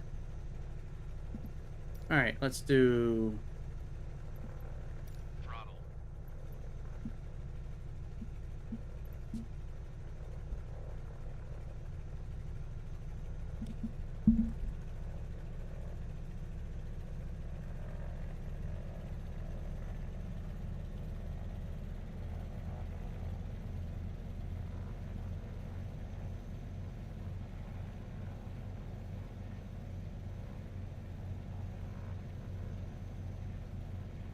Okay, well, that's good to know. Thanks, Cowboy.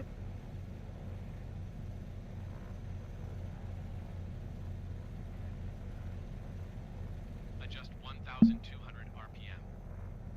Mixture. Rich. Prop RPM levers. Max RPM. Oil pressure. Check. Prop RPM lever.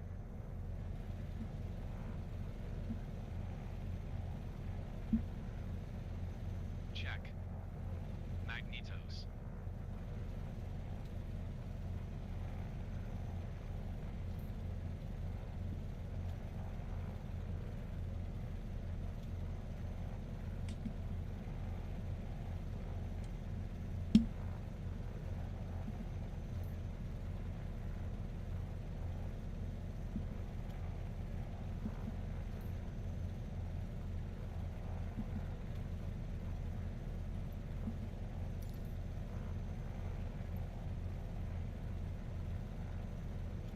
RPM max difference.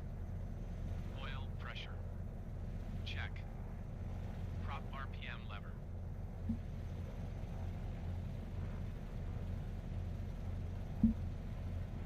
I know we're supposed to do one at a time, but that's not how I have my flight stick set up.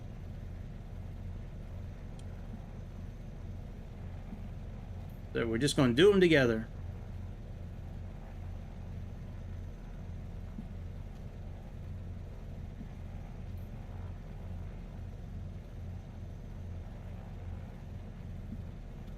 RPM max difference. Carburetor heat. Cold in. Fuel selectors. Yep. Check on. Hey, what up, Grease? Tail wheel. Locked. Cowl flap. Full open. Flaps. 0. Lights. We did the trip for As required. Power lever. Everest. All right, we can pause this. Let me unlock the tail for now. Actually, let me turn it. Yeah, we can only get up to about 25,000 feet in the DC-6, so we just kind of flew to the side of it.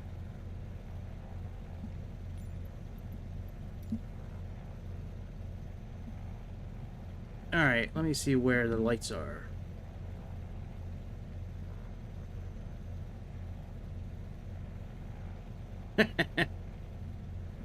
Well, we threw all the zombies off, so... Oh yeah, the lights are above us, I think, in this airplane. Yep, they are.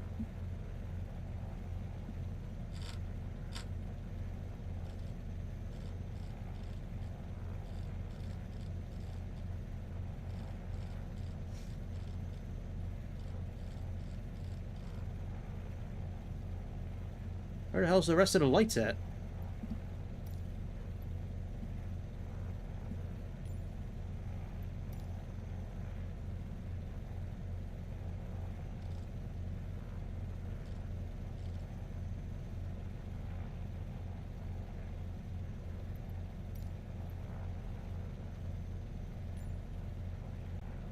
Ah, there we go.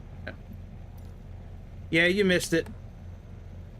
It's all good, though. You can always go back and watch it again. But yeah, we took off from Kathmandu in a Red Bull DC-6. And we flew out. We got to about 25,000 feet. That was about as high as I could get that airplane without it falling out of the sky.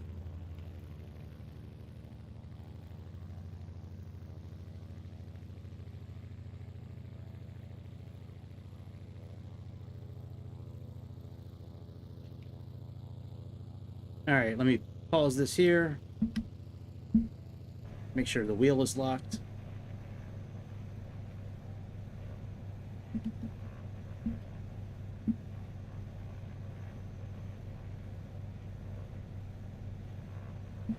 There's the tail wheel lock.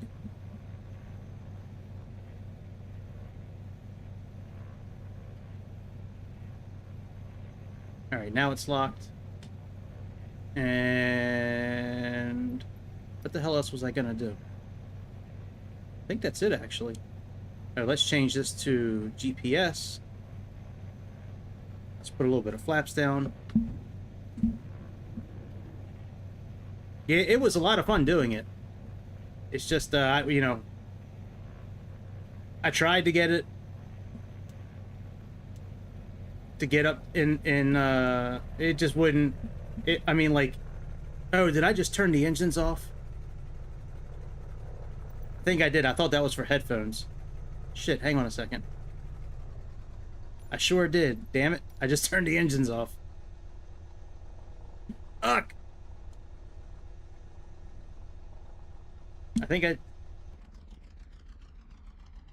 Yep, I sure did. Oh, I'm such a moron. Alright, let me turn the engines back on. Alright, magnetos are on. All that shit is still on. Alright. Left side. Booster. Start. Oh yeah, Everest definitely won.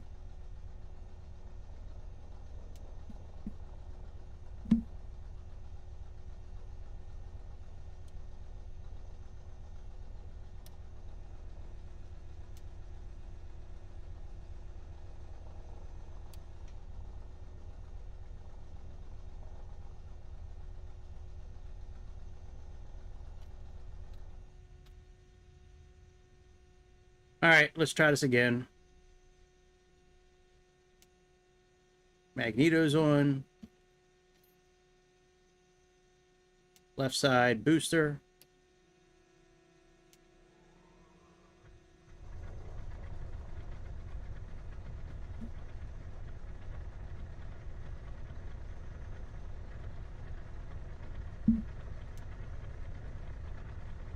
Alright, Magneto's on.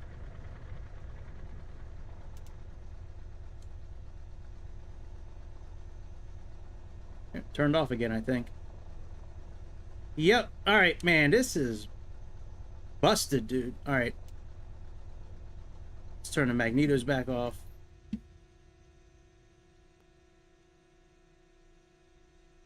Let's put them back on again. Left side. Booster.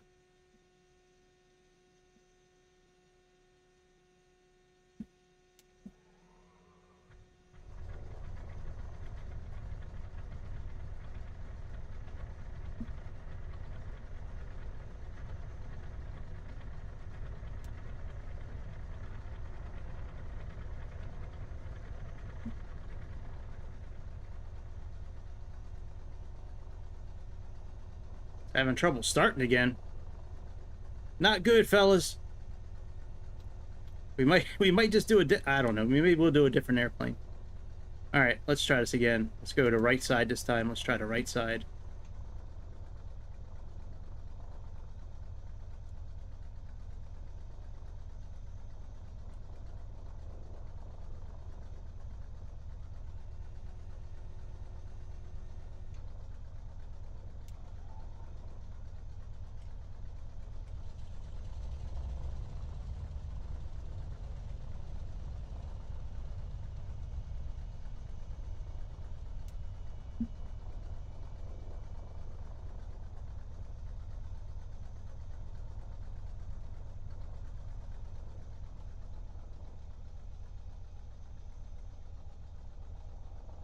Can't tell if the oh, it looks like the engines are on.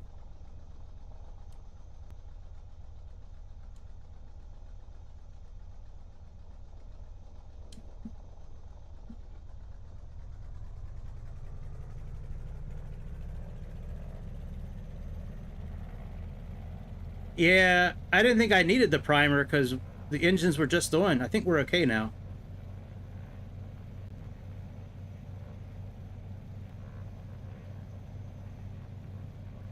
Alright, I think we're okay. I thought we just needed the primer when you first start the engines. But I think we're okay now.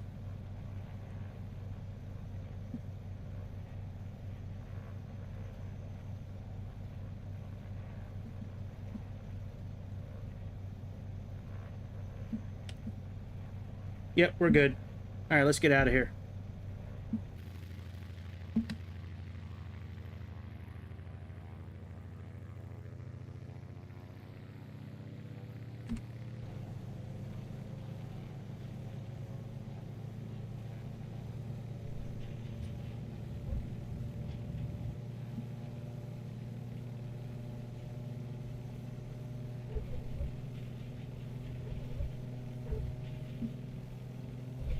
I mean, I am pulling back on the flight stick. There we go.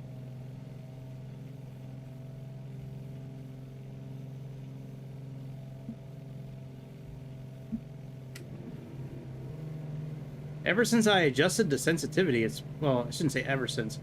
It's only been like 2 flights since I adjusted the sensitivity, but... It's been a little tougher to pull back on the... There we go. Never mind, I just had to hold the base of the, I had to hold the base of the flight stick. The flight stick was actually pulling up.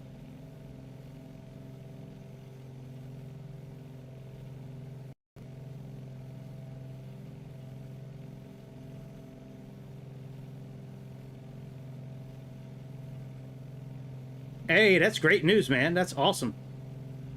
That's what we've been talking about.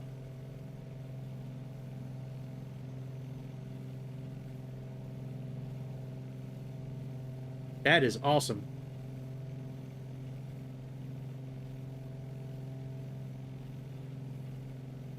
That's exactly what we've been talking about.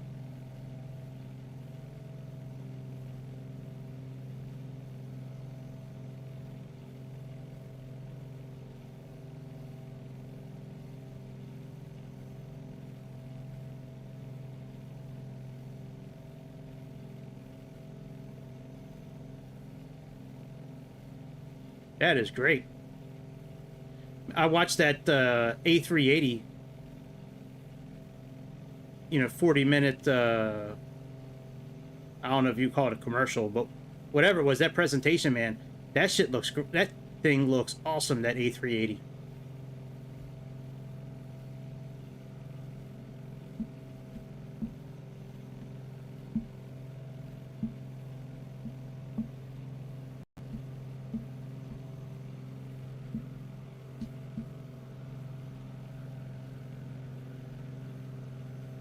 Alright, let's reduce our propeller a little bit.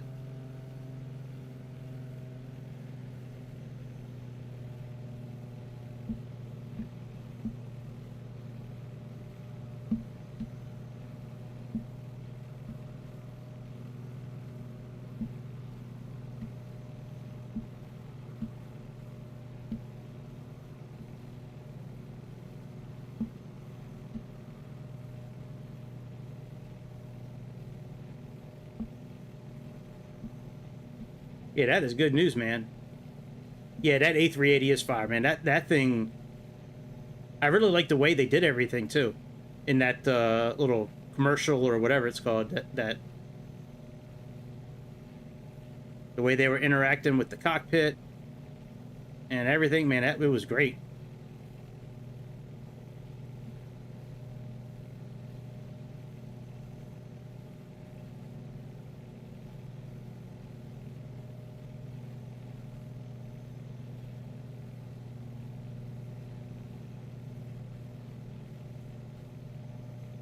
Yeah, that could be. That would be cool if it's included.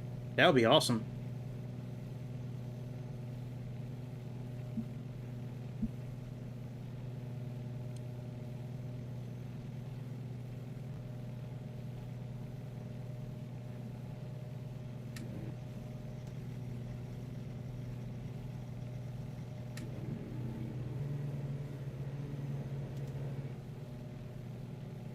Alright, we got the autopilot on now. I gotta look at one thing real quick. Give me a second, guys.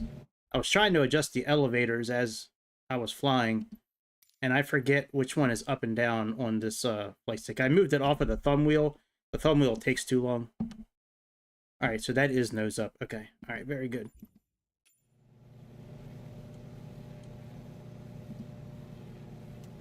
Yeah, that thing looked amazing.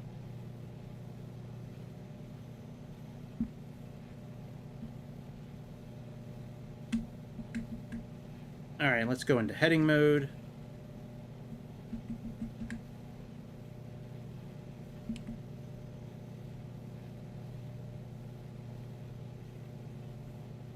Yeah, I never, you know, the one that they have in Aerofly is okay, but nowhere close to what that one is. Yeah, the level of detail that they put into that plane is nothing short of amazing. I thought the gear was up. I know I pushed the button to put the gear up. I don't know why it didn't go up.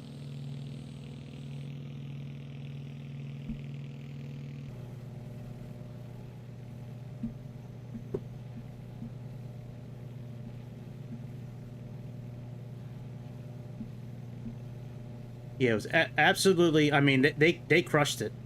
I'm not really familiar with that company either. Like, I haven't heard of them a lot. But I'm going to get real familiar with them if they keep on putting out, you know, the kind of planes that it looks like they're coming out with, man. That A380, I'm going to watch that thing again later while I'm waiting for the 777 to come out. I'm staying down in my office until midnight tonight. If the 777 comes out sometime between, you know, sometime at midnight, I'm going to be streaming that thing right away.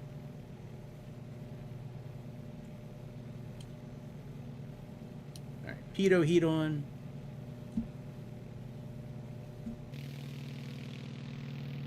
I love the way this plane sounds.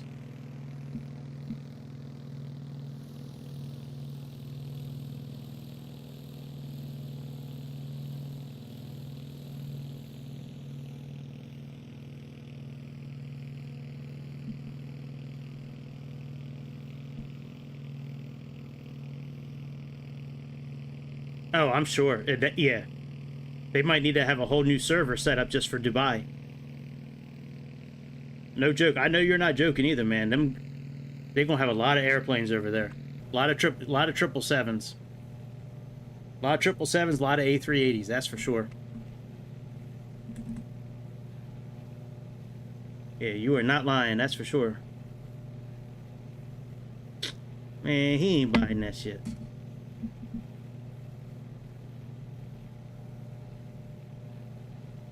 He's gonna make me buy it first. Gonna make me buy it first, and then he might get it.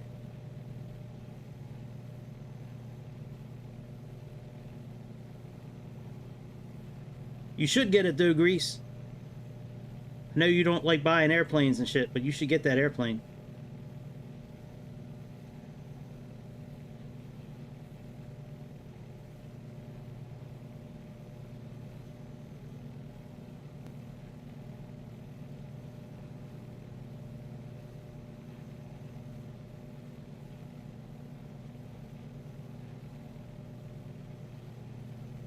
Alright, so the VOR station that we're using is 113.5.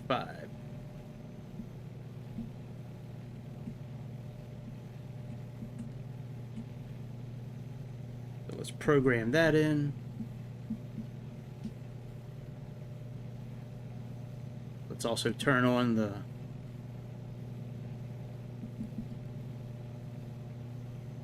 alright, 113.5. Alright, that's our VOR station. So we're 27 miles out.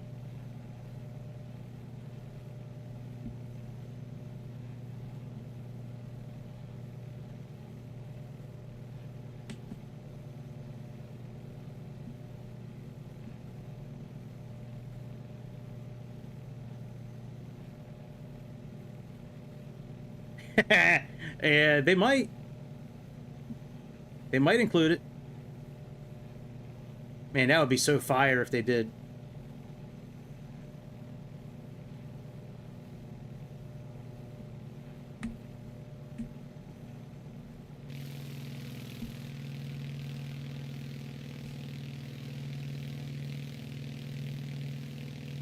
The cowl flaps are still open. Should probably close them.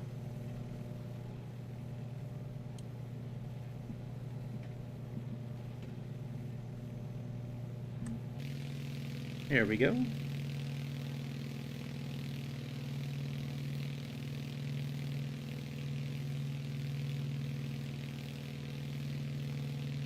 This thing has a lot of camera angles for such a little plane. I don't know why I've never flown this plane on the channel before. I've flown it a little bit. Like, you know, when I'm not online, but never did it really on here. It's a cool little airplane. It sounds awesome.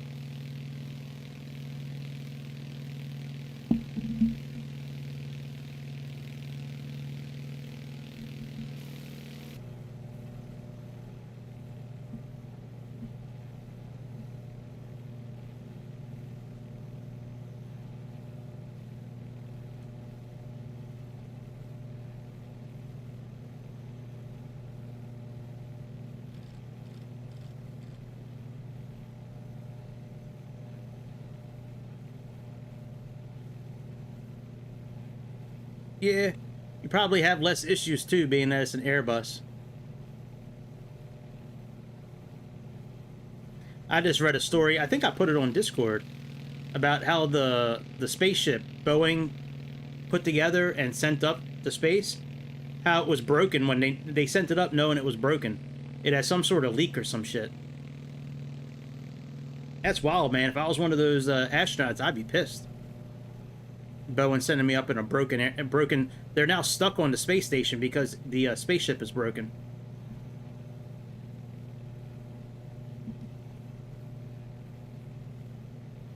All right, what do we got down here? Information for our fuel.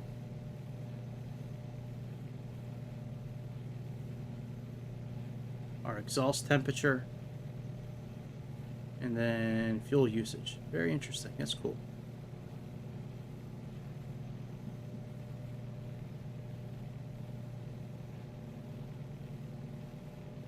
That's the time that we have until we're empty. Very cool. That's pretty interesting. And whatever you do, do not push the red button. I really thought that was for headphones. It's not for headphones.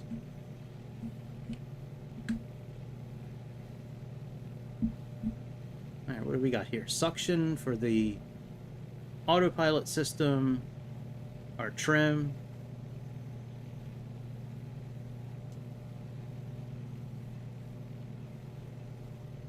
I wonder what this dial's for.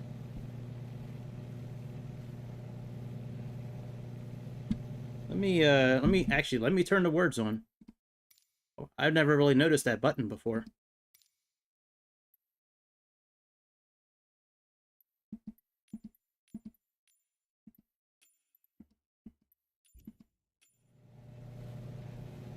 Oh, autopilot mode. Very cool. I had no idea. So it has heading, localizer, omni, which must be just wings level. Localizer normal, localizer reverse. That's interesting. I had no idea.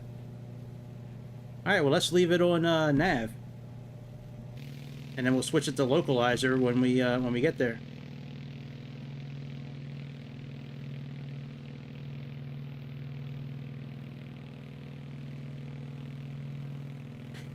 It might just stay up in space forever, my friend. Boeing might just have one of the most expensive pieces of junk up in space forever. I don't know how they'll get that thing home.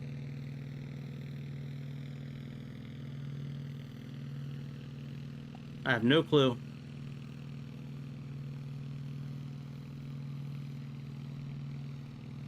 But I can't believe they sent that thing up there knowing it was busted. On top of all the other issues they got around the world, now they got issues out in space too. Hell of a company.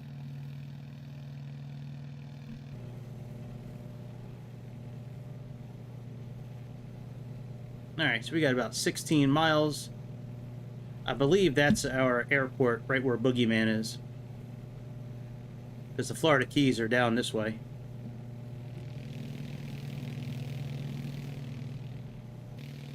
Yeah, that should be the Keys right here. This should be the Key West Navy Station.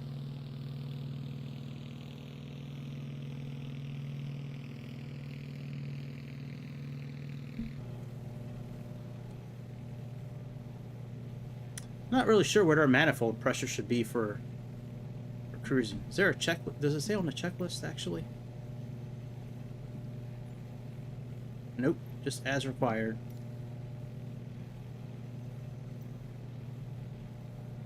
Hello.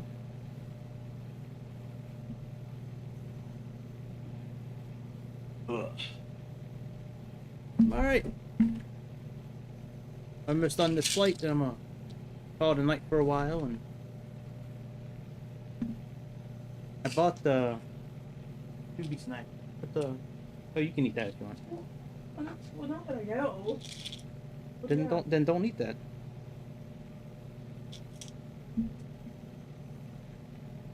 Go in that bag behind me. There's a box of goodness in there. Not the cereal, the other goodness. I love this one. No? Okay. Well, you can have some cereal if you want. Yeah. Huh? Yeah.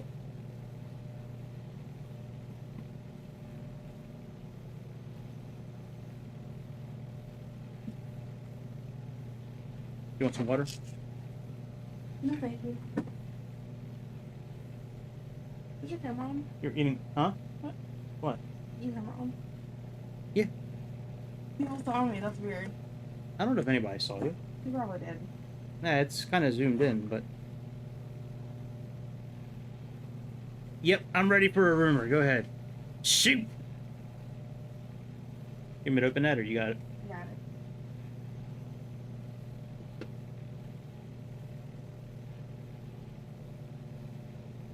it. Let's see what kind of rumors are over in Greece.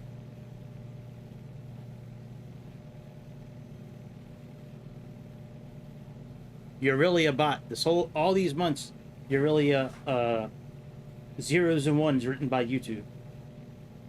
Or Google, actually.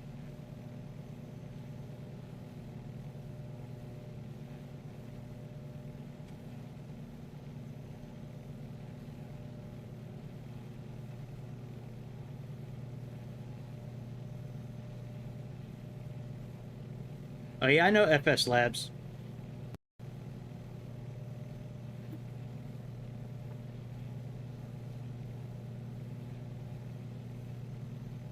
It might be tough to see what kind of plane they're making.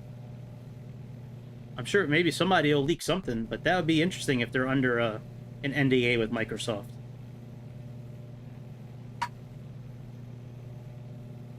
Do you know what kind of plane? Well, I mean, it sounds like you already kind of know more details than you're letting on to, so either you're in that NDA, so you can't really comment more, or you just kind of stringing us along. What's the story, Grease? Are you stringing us along, or do you kind of know what's going on?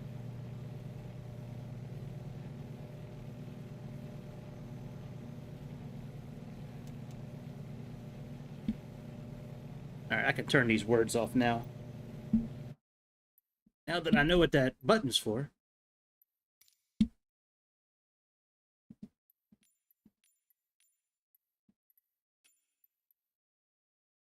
Ooh, a Concorde. That's cool. Hopefully it's better than the one that's already out. That'd be cool, man, if they're making the Concorde. That's cool.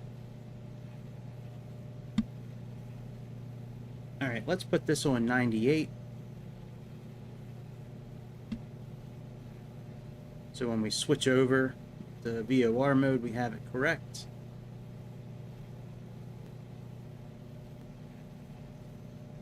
Alright, that's 90. I'm sorry. It's 100. That's 98.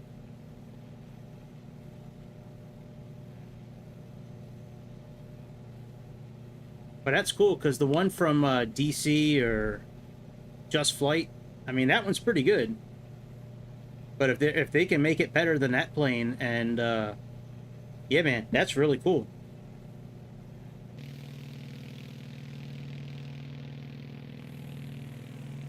Real cool.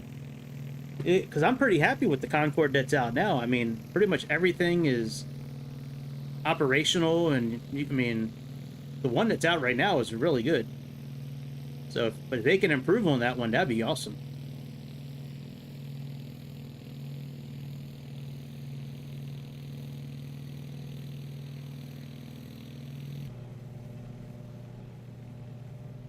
All right, we should be making a turn here pretty soon.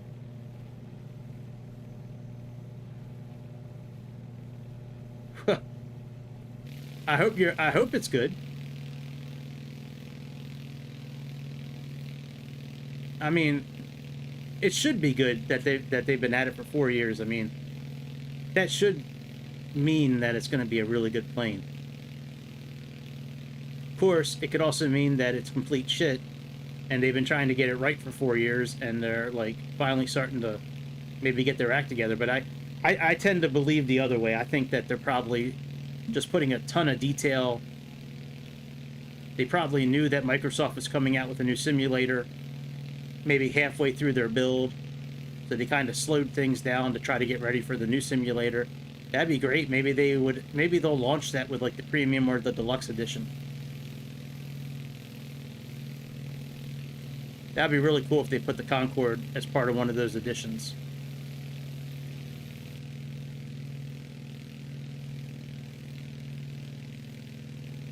Yeah, I agree with that. An old school 747 would be cool too. I'm really looking forward to the 727, man. I really wish somebody would make a good 717. That was my favorite airplane. My favorite commercial airplane for a long time, the 717, but that one that's out now is not a very good model.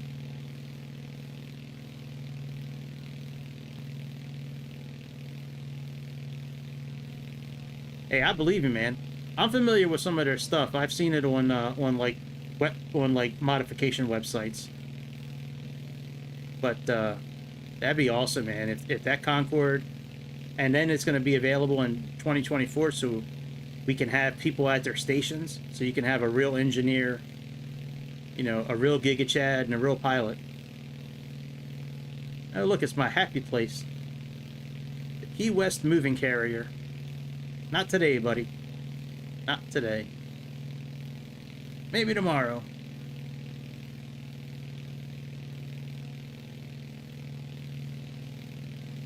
Alright, we should be getting ready to start turning. Because Key West is like the entry point for this this approach we're doing.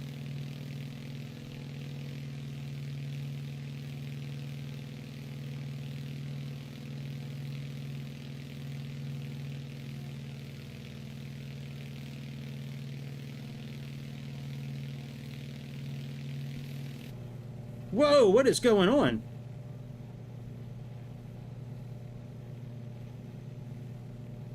Whoa, this plane did not like whatever was just happening. It was not a fan of that. Alright, let's put this on localizer. It looks like the autopilot just kicked off. It couldn't handle the turn. Jesus. Alright, we'll just fly it manually the rest of the way.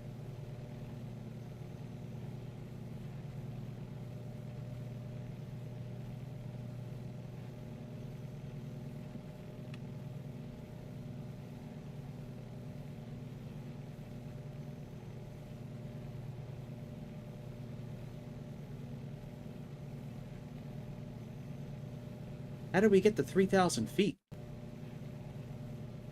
That can't be right. It sure is. Jesus. We got to go down.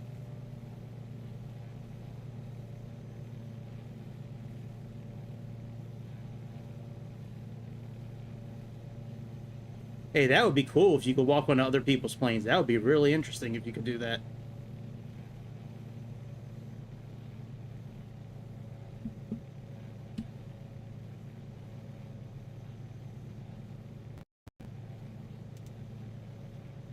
That would definitely be something if we could do that. That would be really cool.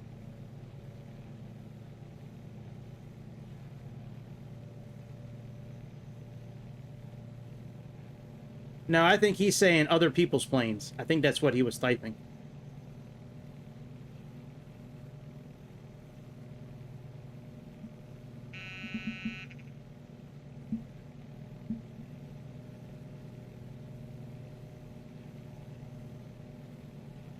All right, we're getting back in line with altitude now.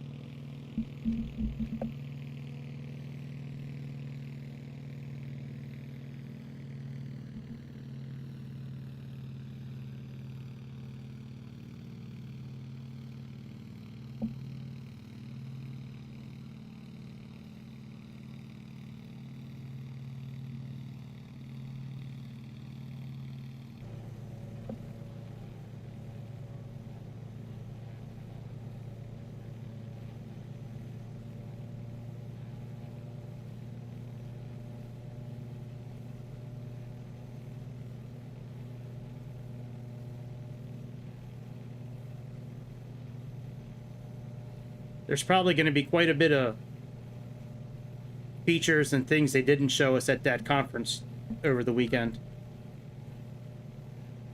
There's probably some things they're keeping under wraps.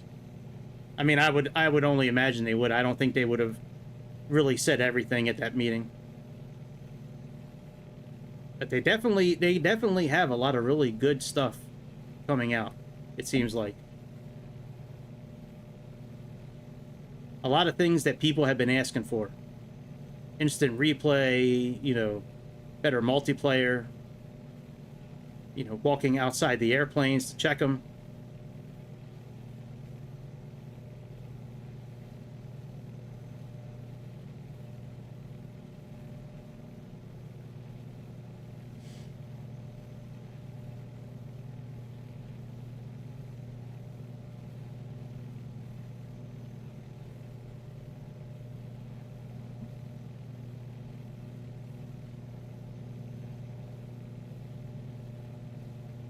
That'd be great if they let us do the pushback tugs. That would be so cool. I wonder if we could, like, push other people's airplanes. That would be awesome. If we could push other people's airplanes.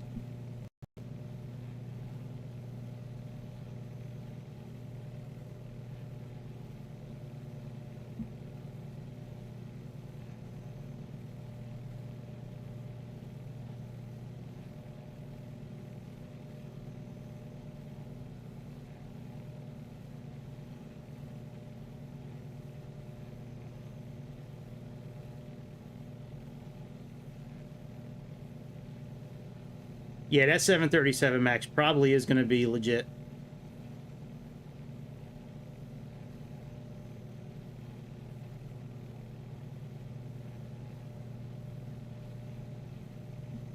They got a good company behind it, too. I mean, yeah. That thing's probably going to be somewhat awesome. Somewhat amazing. At least that's what I'm hoping for.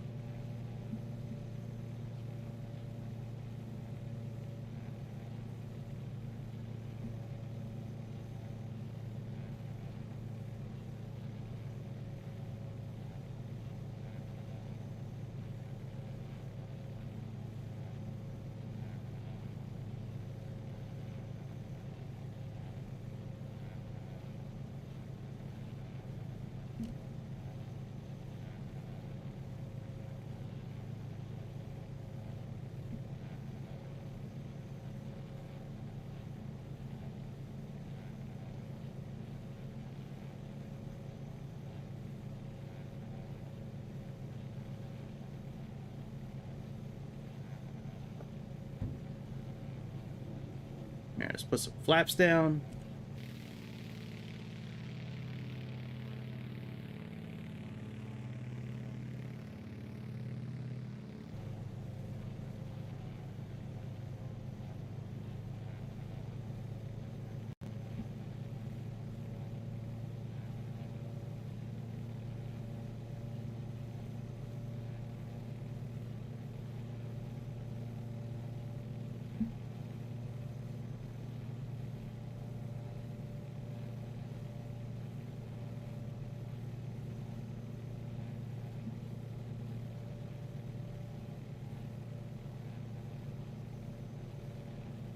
Yep.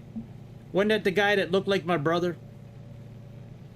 I don't remember if that was the guy or not. The guy that looked like my brother.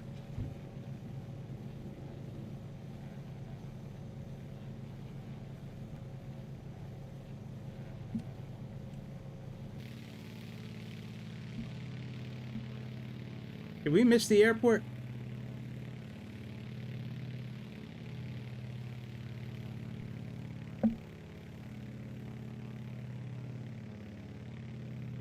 We might have missed the airport, actually.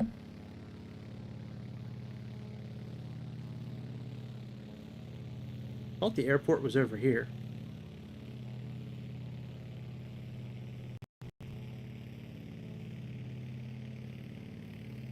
Oh, yeah, that's right. That's right.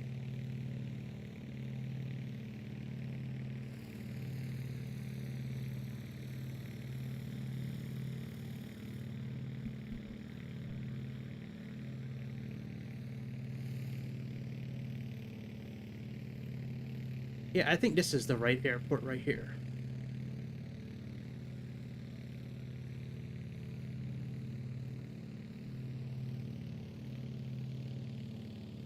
Oh, never mind. Okay, this is Florida Keys right here. Ours is right up there.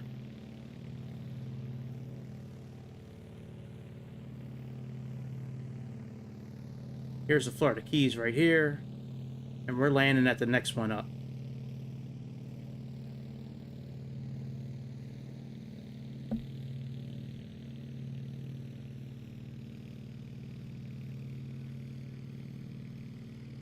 There we go. There's Key West.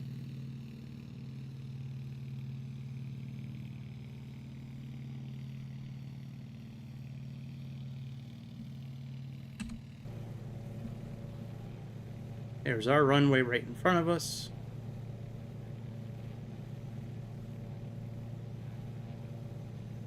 Yeah, that guy did look like very creepily like me. When I was editing the video, putting chapters in and, you know, getting rid of music that was copywritten and all that, like, when I was editing the video last night, I looked at that again. I was like, damn, that dude kind of look a little like me. Like, maybe he is a long-lost brother.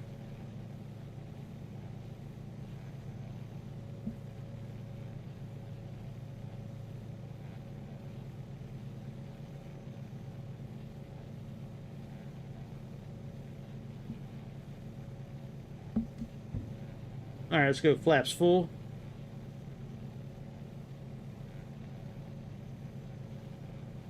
We never did contact the ATC for clearance, but that's alright. They knew we were coming. They heard about our trip at Everest earlier, and they were ready for us. That's right, Gregorio.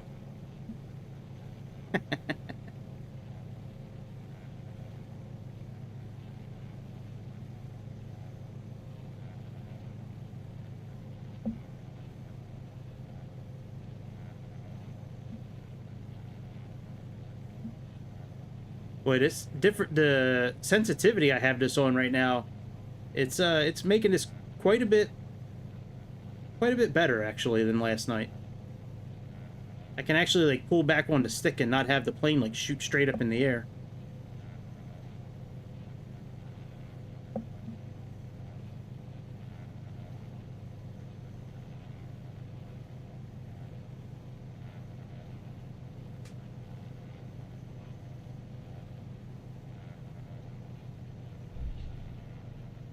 Yo, that was butter, dude. Man, I wish I had instant replay on that.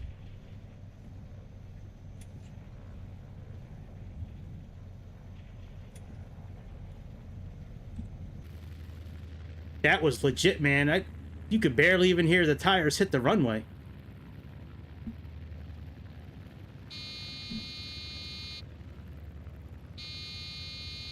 Oh, shut up, bitch.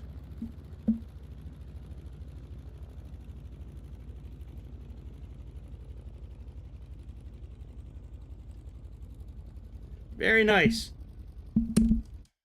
All right, I'm gonna end things here. Go clean up dinner and shit.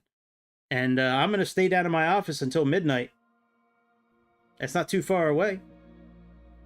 That's right around the corner. And if that thing launches in the next hour and a half, I'm buying it right away, and we gonna live stream it immediately. Immediately. Thumbnail or no thumbnail? Actually, maybe I'll make a thumbnail in the downtime. That's on me, though. Game over, dude. It's over. If I got something that smooth, man, you know it's smooth. That landing's as good as your game on hose. That's all I need to hear, man. That is some smooth, buttery, smooth and buttery. Let me make sure it's not in the marketplace yet. Nope. Not yet. I really want to get this airplane, but I'm not going to. Like, the 717 has always been one of my favorites, man. But I do not trust this company. FSX 360, and I don't like the interior is way too clean, and I do not believe the 717 had these glass, like these digital displays here. I do not believe that for a minute. I do not believe that they had a digital, like, Collins type system up here. I do not believe that. I think they had the old style system that's in, like, the old 747s. Like, I would have bought this plane if not for that. I don't think it had this type of flight management system. It probably had the older system that's in the 747s. Like, I came real close to buying this a couple of times until I, like, look at this and then I talk myself out of it. It's just, to me, this does not look authentic. Oh, yeah, I read that down here. Yeah. You know, that is what it is. But, like, just this interior, I do not believe that's what a 717 looks like. There's no way that a plane that old had systems this new. So, anyways, I'm jumping off here. I'm gonna go do a few things that I need to do, and then, you know, if you see me back online at like 12:05, 12:10, 12:15, we're gonna be flying the 777. If not, I will see y'all tomorrow. Faux show. Anyways, that's it, my friends. I will see you later on. See you, Cowboy. See you, Grease. See you, Magnum. See you, whoever's watching. Before you leave, do something on my channel, damn it. Subscribe, hit the like button, notification bell, member up, super chat, super thanks. 727 in July, that's true. Right, it is just a shell. Yeah, no, I know. It's another one of them Captain Scam planes. So, all right, later, y'all. I will see you on the next episode of the Airplane Show.